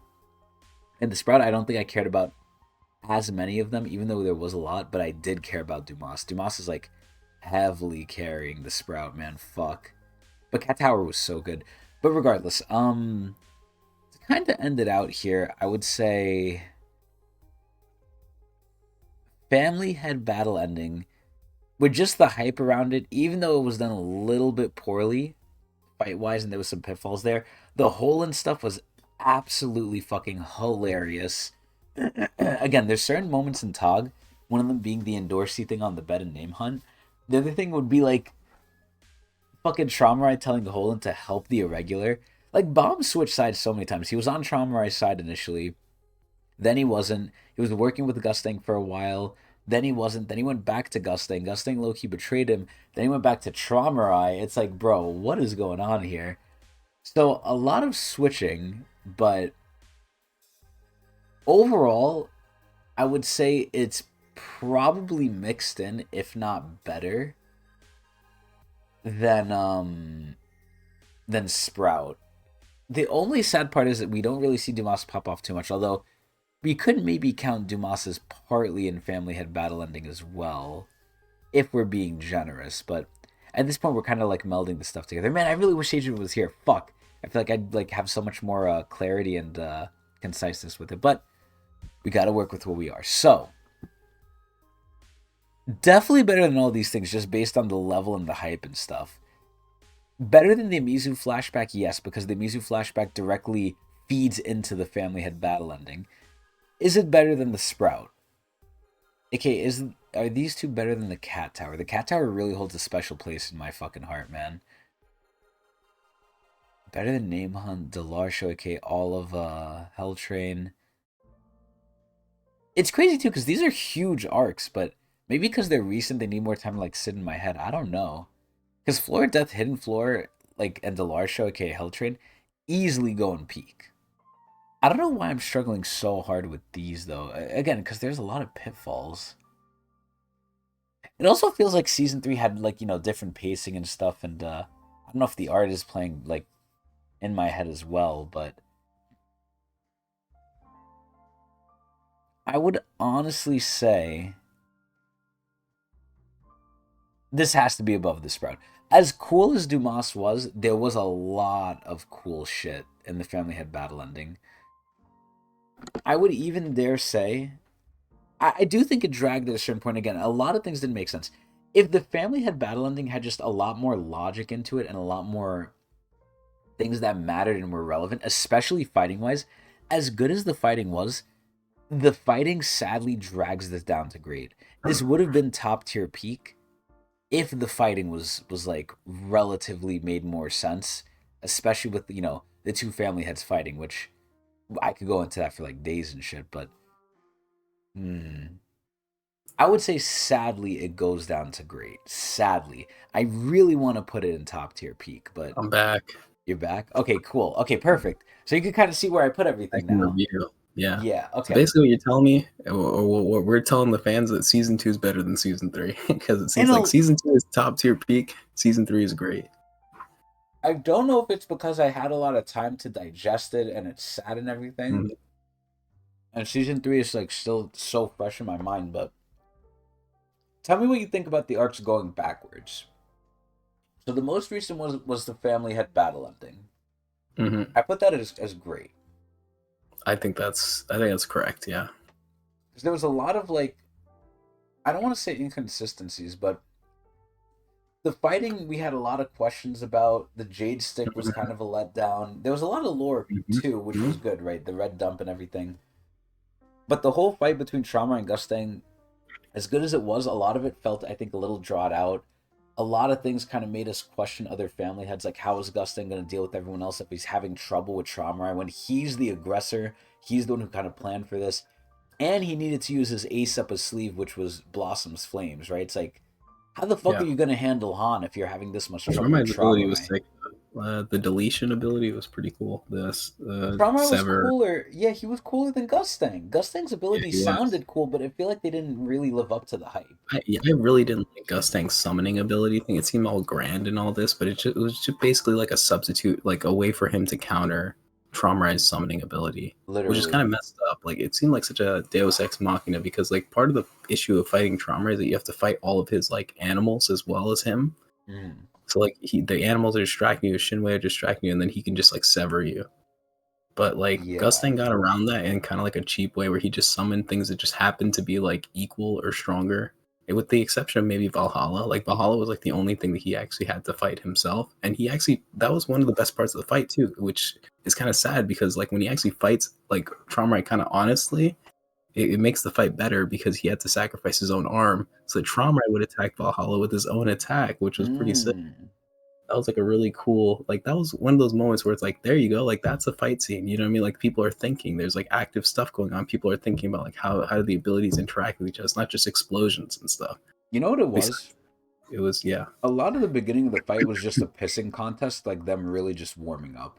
Honestly, yeah, like a lot of them fighting in general was like they weren't sure if they wanted to pull the trigger, and a lot of that is like kind of narrative stuff too, because you have to remember like these people are friends, like they never really wanted to do this. Like both Gusting and Trauma are having a hard time of pulling the trigger. Like even Mm. Gusting was like psyching himself up like he's gonna fight all the 10 family heads. You can tell he's having some issues like committing fully to He this was thing. trying to give In the Trauma a previous lot of arc, chances too. He was like, "Oh, yeah, this was your last chance, but the fact that you killed me means yeah, you're irredeemable." and Like even this, in the and that. end, when Trauma like does it to himself, like Gusting wanted to stop him. He It's should like have, bro. He should have. like wait like but he ended up not doing it, but it's like he couldn't even like let like Tromrai do it himself. Like he had a very hard time fighting against Tromrai. So yeah, It's so it's sad too, because that's when Trauma finally got his feelings back too, mhm. man. Oh my god, like he Yeah, could have been a great character. it was too overwhelming for him. Like after all those years to finally get it back, it just messed with him too much. And he was already a pretty unstable person to begin with, Oh so yeah, I can oh yeah. completely understand how like that drove him to the end like that. Like he didn't even think about it that much. Like there was a chance that he could have been redeemed after receiving his stuff, but it was just too much of an overload for him to handle. If Gustin just stepped in and like helped him, I feel like it could have just been Yeah, wonders. But but he could have Gusting had was an kind of ally. He could Gusting have. himself was kind of stunned though, because Gusting was kind of stuck between like, should I do it or should I not do it? So he just kind of like just watched it happen. What a It was very fucker. uncharacteristic. Like he definitely had the power to stop him. Like I would think so. I mean, it was his sever ability, but I'm sure Gusting had something up his sleeve that could have stopped him, but he He just could didn't have do it just because he talked was to also him. He literally could have just stunned in talked the to moment. him. Yeah. I don't think he could have talked to him because like I think Gusting literally said like don't do it or something of that nature like before it happened, and like it trauma just went through, so I think there was Gustin no just talking didn't him out try of it. hard enough, man. Yeah, it's a crazy ending though, very good ending. It's a good ending, but it's muddled by It's like how kind of long it was, yeah, and then a yeah, lot and, of the and beginning. A lot of inconsistencies. It's like similar thing with like the Sprout too, where it's just like there's a lot of weird moments here and there. Like how are the regulars interacting with this grand battle? Like the power scaling really gets like thrown all over the place with this sort of thing. Oh yeah, I There's just too completely many glossed over regulars. that. Wow, yeah. Yeah, even the rankers too. It's just like a lot of them just feel like I don't know, out of place. Who are It, branch leaders, by the way. They're not just rankers anymore. Yeah, the These are like branch leaders top too. of Like the these are supposed to top. be top, and they're just getting like kind of smoked all over the place. Like I get it that Dumas is very strong, but like to show that all of the branch leaders basically did nothing is kind of like upsetting, with the exception of some, like a few of them. I think the elephant guy might have hit Dumas maybe once or twice, but that didn't really mean much. Jumbo. Yeah, especially with what happened to him after. Like a lot of Traumerai's family heads were all like a Jokes. disappointment, or not his branch leads were all like a disappointment, including like El Baba, of course. Like El Baba was like a joke to begin with, which I kind of hate that El Baba is like the piece of shit that he is, because he is Kaiser's dad. So I was like hoping that like he'd be like a more interesting character, but he really is just a piece of shit. It really And goes to show you what fucking the family did to her, he's just man. super arrogant. Yeah. Yeah. And he gets played very easily. He jumps to conclusions too quickly. Like he thinks he won. Like he counts his chickens before his eggs are hatched. It's just I don't He know, a thinks he huge could step up to disappointment. bomb too. He thinks he Yeah. could like touch that. He can't touch shit. Yeah, Enkidu kind of had this weird setup where he's very strong with his one-hit KO move, but like if it He only like used it they once. didn't really, yeah, they didn't really explain it much at all, and they only used it basically to like ice Tiara, which is kind of messed up because we really liked Tiara as like a character, and like for her to get messed up like that for basically no reason because it never gets brought up again feels kind of weird. I mean, to I'm be talking fair, a lot she about did. this. Like it's She did aggress him pretty badly when they met. Like, no, it was sick. Like Tiara popped up, but like it just felt unfair that she died to basically a one-hit KO move, which just felt really stupid. It's like you're playing Pokemon and like some person just hits you with Horn Drill. You know what I mean? It's like what the hell? damn, they actually hit it too. Yeah, exactly. So it just felt kind of like the fight was stolen from Tiara, because Tiara was basically winning the whole way through, and then she just basically lost, like until she lost. She was winning until she lost. Huh. Yeah, and then I'm basically talking about the Sprout and the family head battle, like both together. But like I'm talking about all this bad stuff. But the reason why they're still in great is just because like the sheer amount of like story and like plot relevance and like crazy shit that happens is huge. I think the rough Sprout I too. would probably put a little bit lower, just because, and this is my personal opinion, I did not like the Dumas fights with Bomb. Really? I really didn't. Yeah. I liked Dumas when he was crushing everyone else, but Dumas fighting Bomb, I really didn't like. It just felt so wrong. Like something about it just didn't feel right. There was a certain point where like the narrator started talking, which I thought was interesting, where like they were talking about how like Bomb was like considering the way he was fighting Dumas, and that's where things got a little more interesting. But it just felt not well choreographed. It needed a lot of work, in my opinion, and probably one of my least favorite. Like it's like a very quick shift in like pace or like enjoyment for me from from this arc, because like the arc feels really good, and then we get to this part, I'm like, oh man, we have to get through this part. You know what I mean? It's like it gives me Revolution Road type vibes. Like I really don't want to read the Dumas fight. And it's crazy. sad because the panels look good. The panels look good, but it's like I don't want to relive the experience because it just feels so janky the way that they fight and everything. And like I think it's a great times and yeah, I think it's a great viewing for the first time, right? Because you're thinking like, okay, what's the common trope? Okay, Bomb might get his ass beat first, but he'll come back, right? Okay, the second time he comes back, oh, Bomb got him this time. Oh, no way, Bomb got smoked the second time. You're like, oh shit, right? And then the third time, you're like, okay, there's no way, Bomb has to do it now. And he still can't do it. And it's like, bro, what is going on, right? It might have been that it happened in such a short period of time. Like, it would have made more sense if he lost and then had to come back, train, and then come back like later and try fighting him again. But like, it was just like back-to-back losses, and it didn't really make sense for him to like get so much stronger in such a short period of time. And there like, was a lot of plot armor there. Yeah, there was a lot of plot armor. It was like almost Kun levels of plot armor, because Kun should have died again and he didn't. Rag should have died again, but again, we could maybe make an argument for him. Maybe it had some tough shoes to fill, because we are talking about Dumas here, who was like the characterization of Dumas. Like, he was built up to be such a cool character. So like to have him against Bomb and like try to preserve both of their like like I how think they cool did a they good are, I guess, job. throughout the fight. I don't know. I mean, I I didn't think they like did a it, good but job. I think it was a hard thing to execute. So kind of giving them the benefit of the doubt. But besides that, I really like the Sprout.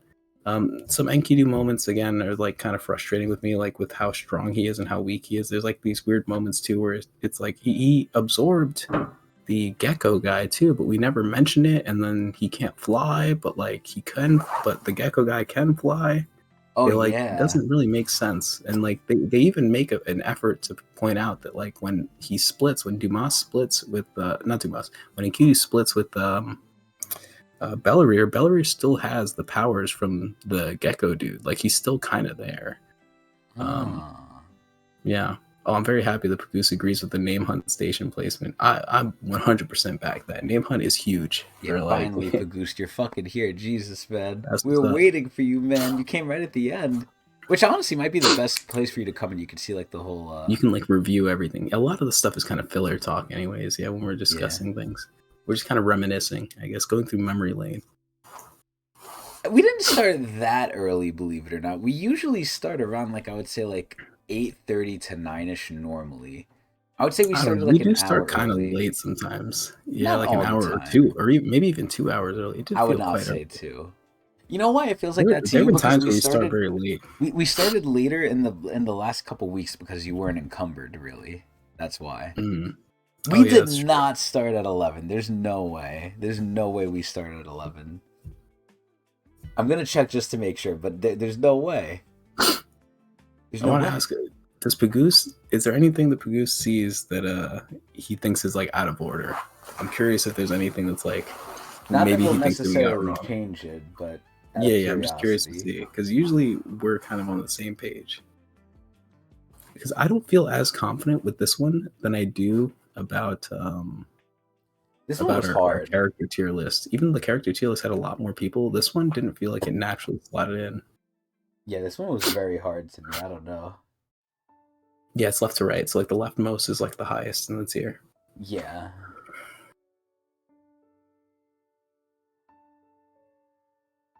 Cat Tower and Peak might be.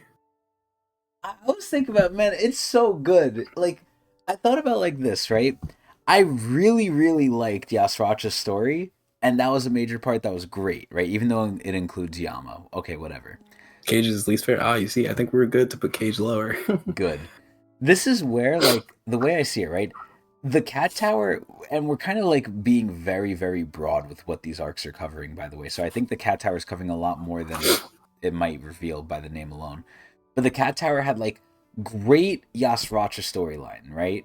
We had great White storyline in there too. We had Dark Twist. we had really good fights. We had really good underlings. Like a lot of Yasracha's underlings had great stories that just led to really good characterization for Yasracha too at the end of the day. I just think like so many things in Cat Tower were just done well, and there was so many of them too. Yeah. I think like we had to give season 3 one peak thing, right? Yeah, most of the season 3 two. deserved. I feel like we were a bit harsh to season 3, but like season 2 is so hard. It's so hard not to put these season 2 arcs on the top. But for season 3, it was like, it was a bit of arguing going on. So season 3 is more good. drama. And I think that's the general consensus with the fan base too. People generally do agree that season 2 was better than season 3. But not to say that season 3 is bad. It's just like season 3 has like a lot of like little inconsistencies here and there. There's too much. Maybe there's too much shit going on. I don't know. Or maybe It it's could just also not be the art choreographed as well. too. I think the The art art maybe could be plays a it. part. Yeah, that's true. Yeah. I really like the Amizu flashback. I feel like Amizu flashback might have been potential top tier. I don't know. It's so small. Too short. Yeah, I think that's the Yeah. biggest bad thing with it. It was just too But short. The big twist of the of Dumas, or not Dumas, I keep calling him Dumas. Freaking Enkidu being controlled by Tramra is insane. to be the one who killed Amizu. It That makes was you such a big question twist. everything. It's like, what the hell? That was like a pro gamer Tog moment. Yeah. Why does everyone not like the Dumas fight, bro? Am I really the only one who thinks that shit's crazy? Dumas fight. I feel it's hard for me to watch the Dumas fight. I think the way I said it is like a good like middle ground. Like it had a lot of. It was very hard to. It had big shoes to fill for that fight, and it just didn't execute well This on is it. craziness. Yeah. I do agree though. The regulars, I kind of forgot about them because they didn't matter. I really just remembered like Bomb and Rack and them fighting. Bomb and Rack and Dumas. I think that's pretty much it. Yeah, Sprout might be a little too high. I'd put Gunnar Man, Arc above Sprout. God, man, I like I just love Gunnar Arc Dumas is too hype. much, bro. There's no way. I'm trying to think. What else did I say was in Sprout? I said Sprout was Dumas also the whole chess Dumas game pops off between them. in... You remember when Dumas like they try to jump Dumas when they're trying to get the library book or whatever from Hugo? What arc Yeah, is would you consider that? Is that the that's Sprout or is that Cat that's the Tower? Sprout. That's the Sprout. Oh, is it really? Okay, I would consider. I thought that would be like partially. Would it be Le- Cat Tower? Oh, because actually, no, no, you're that's right. after they leave Traumarize shit, right? That's after they leave a ship, right? Oh, is it after or is it during? Shit, I don't even remember. I'm Oh pretty my sure it's god. after because remember they all show up there. Bomb shows up there. That's after the Gunnar Oh arc. yeah, he does. Oh yeah, you're right. You're right. Yeah, so that is Sprout. Damn. That's why I'm Okay, so saying the Sprout maybe is a Sprout lot is a little bigger. better. Yeah, the Sprout is a lot Yeah, bigger than you would think. it's also before the Sprout is how we're considering it. All right. Where would I put the road to the Sprout intermission? I lumped it together just for like ease of or not ease of access, but just ease of doing it purposes. Like I lumped a lot more than you would think into these Yeah, so arcs. Sprout is a lot bigger than it It's seems. not just us at the Sprout. It's also the part leading up to the Sprout as well. Yeah. Which I would kind of include also. You got to remember they had the whole fight with what's his face with Robodon. Hugo was there, and then Hmm. Revolution came in and everything. Yeah. Yeah, I lumped in Uruk and V Luzlik as well. By the way, that's why I put the Sprout pretty high. I remember now. Okay. Yeah, that makes more sense then. I guess we can leave Gunnar Arc where it is then. Yeah, Hmm. I really like the Gunnar. I feel like Gunnar Arc is like the gate person for great. Like he's kind of guarding that area you think so? pretty strong. Like you have to say like, hey, are you better than Gunnar Arc to make it into great? Did you have Endorsi stomp on freaking Lilial Oh my god, I did after mention it. Kamehamehaing her? Yeah, I did. I forgot about the Kamehameha, but I did mention it. The ship Yeah. and sword. Gunnar had better fights. Yuri VTR was Yeah. better than Traum versus Gusting. It was shorter. I don't know if it was better because True. I do think the Traumai versus Gusting fight, it was very drawn out. It was very long, and it had a lot of downfalls. Right, it had a lot of things that didn't make sense. Hmm. But Yuri versus Tiara, it was too quick to me. I It honestly was think too it was quick. too I quick. really liked the Yuri versus Tiara. Yuri was actually struggling the whole fight. Like she technically lost the fight because she couldn't damage Tiara at all the whole time. And the best part is Tiara does not care that it's Yuri. Like a lot of the times, Hmm. whoever Yuri's fighting, like she kind of has like the secret buff. It's like, oh yeah, this is Yuri. We can't hurt her like too bad because guess who's gonna get angry? I don't think Tiara hates about it. Really cares about that. No, Honestly, that's what I said. Tiara was going for the head. Oh Yeah, yeah, no, yeah. that's what I Oh meant. okay. Tiara That's what did you meant. not give Okay. a shit that it was Yuri. She's Right, like, I'm right. gonna do whatever I want to you, Yeah. We which also again had might have been her detriment, Ren but versus Bomb too in the Gunnar arc. oh yeah, that's a big one. Yeah. That's why I put it right under the Amizu flashback. The Gunnar arc is good. I would almost interchange it with the Amizu thing because the Amizu thing was good, but it was mostly just talking. Like it Yeah. wasn't much fighting. The fighting that was there was very short, very whatever, very simple. I could see an argument for the Gunnar arc being above the Amizu flashback. But what do you Yeah. think? Yeah, I think either or is fine. They're pretty close. Obviously, the music thing's very small, but we're judging it based off the content there, not like Yeah, how long it is. And yeah, music flashback is really good. Yeah, I yeah. think Gunnar in front might be better. I think some of these are definitely interchangeable with some of the stuff next to them, but Yeah, like they could go forward or back a little bit. yeah. But this is like the general thing. I'm generally okay with where things Yeah, ended up here. I think so too. Like Last Station, and the Nest are both basically like I said it before. It's like it's season two. Last Station or the Nest is like the season three version of Last Station. Like they're very similar. They're like that big Yeah. all out fight sort of thing. It's just Last Station felt like bigger because it wasn't setting up towards anything. It was the ending. That's why I kind Yeah. of put it a little bit higher than the Nest. The Nest was hmm big, but it was also set up as well. Yeah, that makes sense. Yeah, I'm looking at the top tier too. So we put Floor of Death as number one. That's quite interesting. I mean, I'm not super surprised there, but like it looks good. He looks It's good in the top. it's interchangeable too, because I told you, Hidden Floor, Floor of Death, hmm and Delarsho, aka like Hell Train, they're all basically almost in the same thing. You could lump them all into one big thing under like all just the Hell Train big arc, right? They're all top hmm tier. Like it's all just fucking crazy, man. Hidden Floor at Pagoost was so good. It was It really so was. fucking good, man. Yeah, It, Ren it, versus Bomb was also a really good fight too, honestly, it yeah. really beats your expectations. The Hidden Floor, like that's the Yeah. crazy thing. Like the Hell Train in general, just like beats all expectations. Like you could not expect anything that happens during the whole Hell Train ride. Like going to the name hunt station, the detours, the Floor of Death, The the Hidden Hidden Floor was Floor, just so Delar show. surprising because it's like you don't even know what you're getting into. It's like, okay, Floor hmm of Death, even the name itself is like, okay, whatever, right? I would kind of agree. The first half of Hidden Floor, you know what? Actually, I don't know if I would. I really appreciated the start of the Hidden Floor because it was all mysterious. Like no one knew what was going on. They had to learn all the like systems of like the Hidden Floor too or whatever. They had to like meet the characters. To me, it felt very good because every person was in a different spot, and I hmm love when SIU does that. I didn't really like it for the Yeah. Yasracha stuff sometimes like with Yama and them going back and forth. Because I remember I would say like, oh, you know, the Yama v Yasracha fight. This is the thing I'm interested in the least for a long time. But in Hidden Floor, I was interested in almost everything. Oh my god.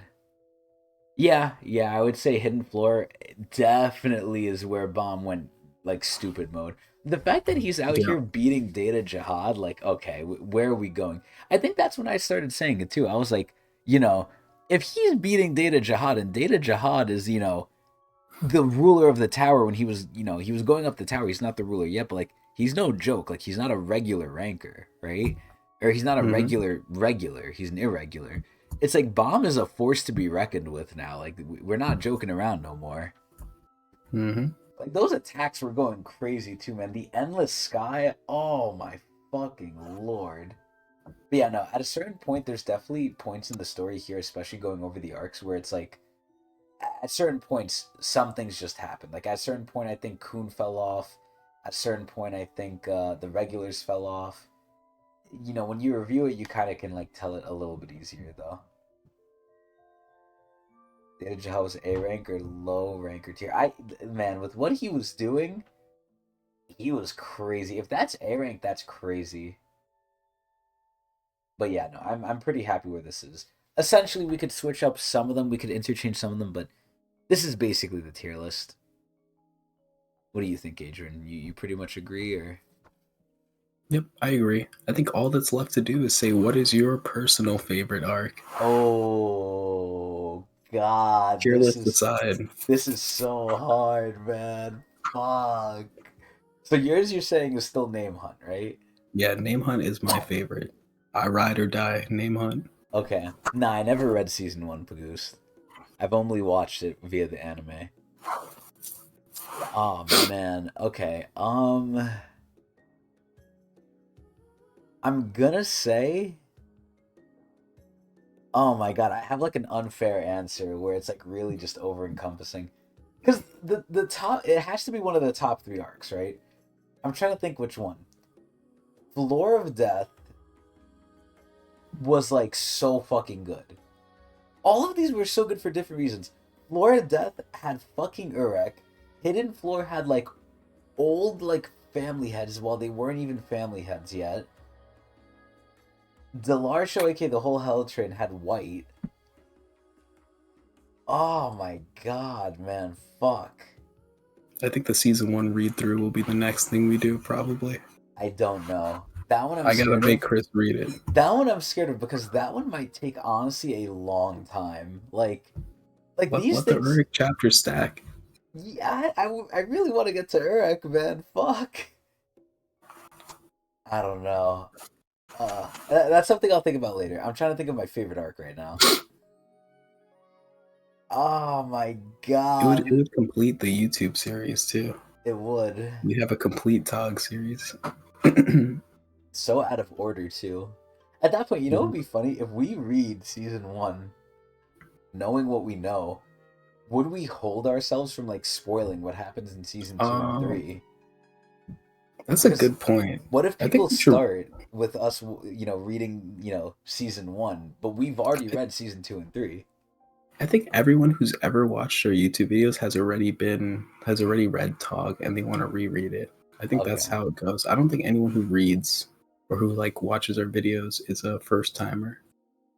I mean, definitely not. You don't get into season 2 Yeah. as the first thing, especially the manhwa, but Right. I could see them doing a potentially season 1. Like, oh, hey, Okay. I want to get into Tog. Oh, look, Tog season 1, episode 1. Yeah, we'd have to have a discussion because then we'd immediately talk about like Maria the first time we see her in like season 1 or whatever. Yeah, we'll Like immediately she gets say like, revealed. yeah, we'll say like, oh yeah, Bomb like let a bomb pass through the wave in the beginning. But that Han-san would be a lot of noticed. fun because there are a lot of things you will notice in season 1 after reading the whole story. Like a It lot is of little things. it is crazy. I mean, I already saw the anime Mhm. after reading season 2 and most of season 3. Remember? Yeah. I did notice a lot of things already. There wasn't much I don't think I couldn't have noticed yet. Hmm.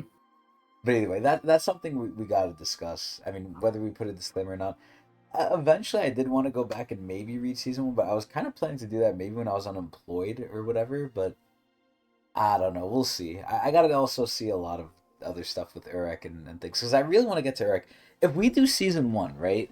And at best, if we do like 5 chapters a session, which, maybe we'll do more, maybe we'll do less. Who knows, right? Assuming there's like 80 chapters, right? 80 divided by 5, that's 16. That's 4, 8, 12, that's 4 months. I don't know if I want to be reading season 1 for 4 months and waiting for Uruk for 4 months, but I don't know. Oh, they're super Oh, okay. short. I guess that's true. I mean, we might get through it quick, but I don't know.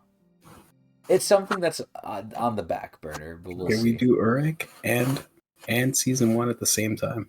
We like One on Thursday, alternated. one on Friday. Yeah, or alternate. Yeah. Oh God, I don't know. Because then I'm like super cucking myself for Eric. I'm like 2 waiting two videos a weeks. week. That'd be crazy. I don't know. Again, if I Yeah, was it would be unemployed, crazy. maybe, but we're both Hmm. employed. It's a little tough. But we'll think about it. I'm still struggling with this fucking question you asked me. Yeah, what's the best arc? Your opinion? Can I just say all of Hell Train, like everything included? No, you can't. Damn it, yo, fuck. Oh my God, because I love them all for different reasons. Like they're all in the Hell Train. It's not fair. Um. Oh, let me check Discord. Let me see. Holy schmoly. Damn! So wait, yeah, season 1 is like very small comparatively. Holy shit. Wow.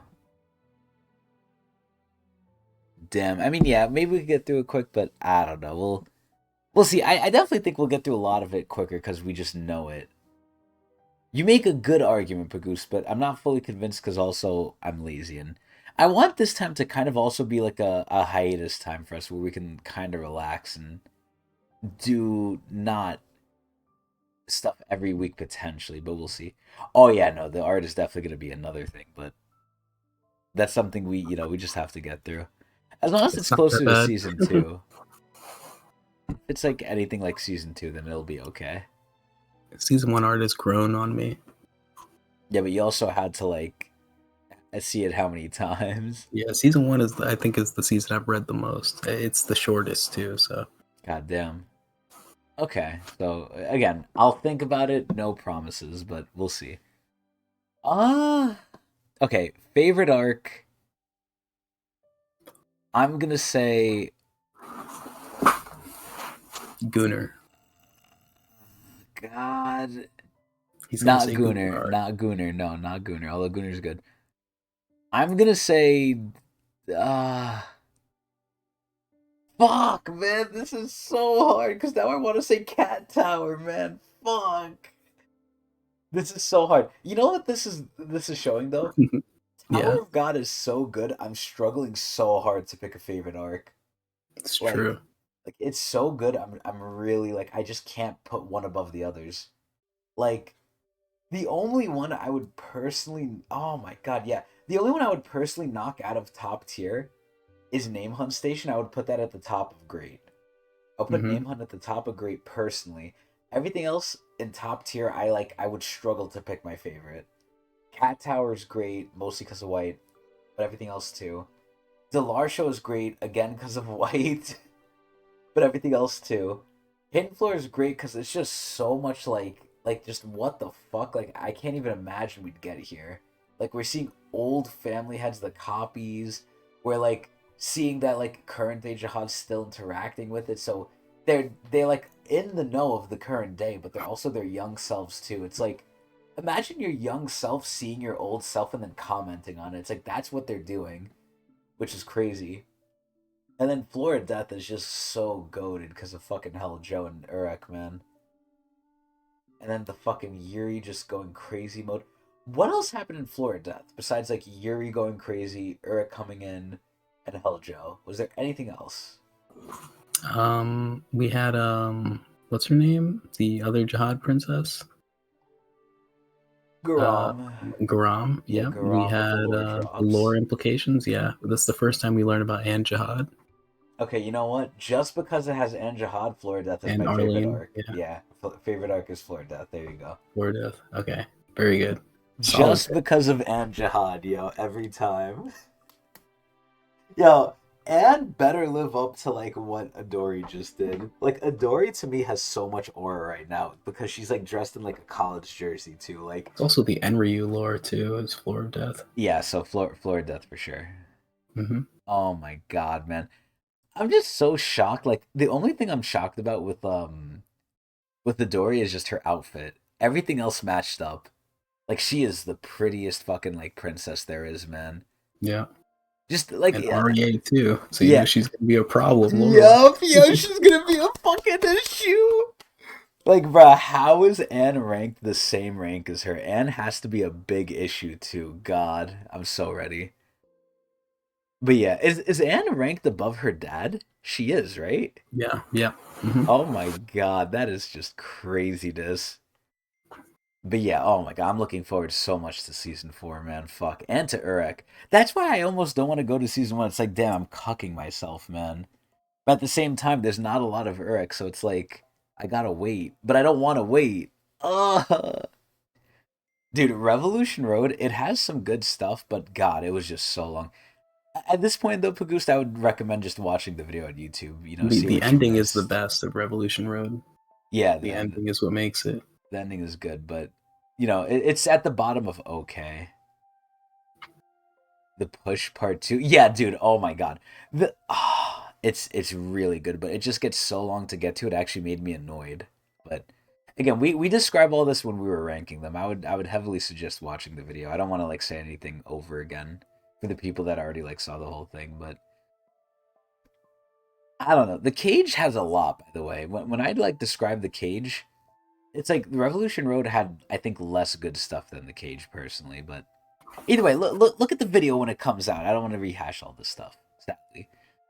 But I guess that's pretty much it. Unless you have any lasting things or any big opinions you want where you want anything to change, Adrian, on the tier list Nah, here. I'm feeling pretty good about it. Yeah, I I'm am happy with too. it. I'm afraid if I keep moving stuff, I'm gonna make it worse. I know. I'm like semi sure, but I'm like half unsure, man. It's Hmm. tough. This was a lot tougher than the character tier list, even though it was like Yeah, smaller. did not expect it that way. It's because so much of it is good, man. That's the hard part. Hmm. But either way, I mean, I guess that's it. This is the tier list for the arcs. Again, we shoved a lot of them into some of them. So it's very, very over encompassing. But Yeah, I mean, we put the garbage tier there, and again, I say this in the beginning. We put it there just to show there are no garbage arcs in Tog. Hmm. Exactly, Pagoost. You got it. Yeah. There's no bad arcs in Tog. There's ones that could be better, right? Like Revolution Road and the Cage, I think could have been better, even though the Cage was actually pretty decent when I look at it, Yep. like, you know, from the outside looking in. But still, no garbage arcs for sure. There's no arc where I'm like, damn it, I hated this. I should Yeah, it's regret like it. there's nothing like we'd want to delete. You know what I mean? Exactly. They Like get all rid of have this their arc. place. Exactly. But either way, that's gonna be it for the tier list. In terms of the future, I guess again, I don't know if we'll read season one. You guys are making a very good argument, honestly, but we'll see. Would I see season ranker 2 to 1 to 3? Right? I would put. I don't Yes. want to. I don't know. Agent Nah, he saying got it right yes. there. Nah. Season two. I mean, clearly based off the tier list, season two is the best season. Yeah, but Season season one one is pretty low. is not low. Okay, well, I guess it is, but that's because we have to base it that way. But I still think season one's better than season three. That is fucking Maybe it's the crazy. nostalgia. It might be the nostalgia speaking. Okay, look, I guess that's the only really point of contention. This, like, do you care about the nostalgia factor of season one and like how it's such a well kept story? Because the good thing about season one is that it has very few bad things to say about it. I Whereas like get season it. three, there's a lot of issues you can have with season three. Even though there's a lot of crazy moments too that like surpass season one, there's also a lot of issues with it. Uh-huh. So that's like the problem with season one versus season three. I gotta read it, I guess. I really gotta read it, but we'll Yeah. one day maybe see that. But for now, we'll leave it here. It felt very well contained. I mean, yeah, it was so short. Damn. Yeah, season three was long at certain points. Not as long as Revolution Road, but yeah, season three I had its issues for sure. Now, whether Hmm. that's up to him bringing in like other editors, other helpers, who knows, right? Yeah. But ultimately, I feel like it'd be a little unfair for me to say it without reading it, or my full opinion on it, without having formed it properly. But either way, that's gonna be it for now. In terms of next week, because I think with this being made, we still have every single week of TOG content still going strong. We haven't missed a week. I do want to at some point just have a week where nothing comes out on the fan side too, because we have had weeks where we've like taken a break, me and Adrian. But if we are gonna get into the season one reading, if I don't know if we are, if then we might do that relatively soon, but I'm not too sure. But we'll see what we're gonna do. We'll play it by ear. But oh god, season four might be coming back soon. If season four comes back soon, I don't want to be in the middle of season one when that comes out. Like season four is gonna need to take priority, I think, man. You want to strike when the iron's hot on season four? Yeah, absolutely, yeah. Because at that point, Uruk isn't necessarily gonna hold us back, right? Because I doubt there's anything in Hmm. Uruk I would need to know that's really gonna be like prevalent in season four. Because a lot of people's complaint from what I heard with Uruk is like, oh, it doesn't matter. Like, Hmm. it's not really like changing anything. Like, I mean, it's providing context, but and people could be wrong. Who knows what's in season four? Maybe there'll be a character from Uruk that shows up there, right? Who knows? Yeah. But from what I've heard from the community, it's like, oh, they're just, even though I'm sure they like it, they just want season four over Uruk. And I'm like, damn, bro, you guys aren't appreciating the Uruk shit? Like, come on, man. I think Uruk improves, from what I've read, it improves a lot of things that we complain about in season three. Like, I think a lot of the fighting scenes are done a little bit better. Which is so ironic, too, because you would think with Uruk, it would be just completely one sided what we always say is the issue. It's just he's Yeah. stronger, which is literally the case with Uruk. He's just stronger, but I've heard other people fight too. Oh, he put Oh, real? Okay, see, now you're getting me excited. Now you're pushing season one even further back now. But we'll see. But overall, that's the tier list. We're going to deliberate and debate, just like in the POV cam right here, what we're going to do. I like that. I like that the guide powers are working. The guide powers are very helpful. But God, man, I wish I had like a guide in real life. A guide is just so useful, unless it's Quarry, and then it's a little sinister and scary, but still. But yeah, that's gonna be it for the tier list. We'll end it here. If you guys want us to do anything else, potentially, again, no promises, but in case there's any other type of content you want us to do, not necessarily even a tier list, just anything, drop it in the comments. We'll consider it. We'll see if we'll do it either the way you describe, or we might get inspired to do something kind of similar but kind of different. We'll see. But either way, if you guys want anything, let us know. Again, no guarantees we're going to do it. But in terms of what's next, the sky is the limit. We'll see. Maybe another tier list, probably not. Maybe a Tog Season 1 reading, maybe not. Or maybe we'll hop into Uruk eventually, maybe soon, but also maybe not. We'll see. We're not doing a fight ranking tier list. That'd be too much. But honestly, I don't know. That would be something to do if like we were fully caught up and there's literally nothing else to do and we're in like hiatus. That's when I would consider doing just everything Tog related. But honestly, I don't know. If you list out the fights for us, the biggest help, Pagoose, was the fact that you listed out the ARCs for us. Wait, did we do a best girl tier list? No, we did not. We still got that one. Oh my god, yeah, I forgot about that one. Holy shit. Yeah, so if you guys want to see that one, let us know too. But that's going to be it for us for now. So with that, oh my god, the Goon tier list. Jesus Christ. That's going to be hard. That's going to be the hardest one, I think. Actually, maybe it might be easy. I know who's definitely going to be first on that list. But either way, that's going to be it for us for now. I actually really like the idea of a Goon tier list. We might actually do that. But we'll see. Setting these things up is fucking annoying, believe it or not, too, man. Burdick last? That's crazy. Don't let Adrian hear that, yo. Hold up, who said that? she's at least like B tier. Come on. Wow. S tier, you're cracking every night. Muscle woman. Come on, man. A tier, you're marrying. B tier, one night stand. We'll see though. Either way though, that's it. We hope everyone enjoyed. We hope everyone had a good one. As always, we do this live at Twitch TV/Tecnics channel, usually on a Friday in the evening, anywhere from like 8 to 12, depending on like life, I guess. And if you want to know exactly when, twitter.com, aka x.com/Tecnics channel is where we tweet out a little bit before we go live. And if for some reason you're sick, dying, or dead and you missed it, or you missed most of it like Pagoose did, you can go on the YouTube, youtube.com/Tecnics, and you could see the VOD, albeit at a little bit of a delay. Not a huge delay like it was, but a little bit of a delay. Like a couple days at this point. But either way, that's going to be it for us. We hope everyone enjoyed. We hope everyone has a good one. Tell us what you think of our placements, if you would have done anything different. And if you want to see anything else from us, let us know. That's it, everyone. That's it. The show's over. Have a good one. Yay. We'll see you next time. Yay.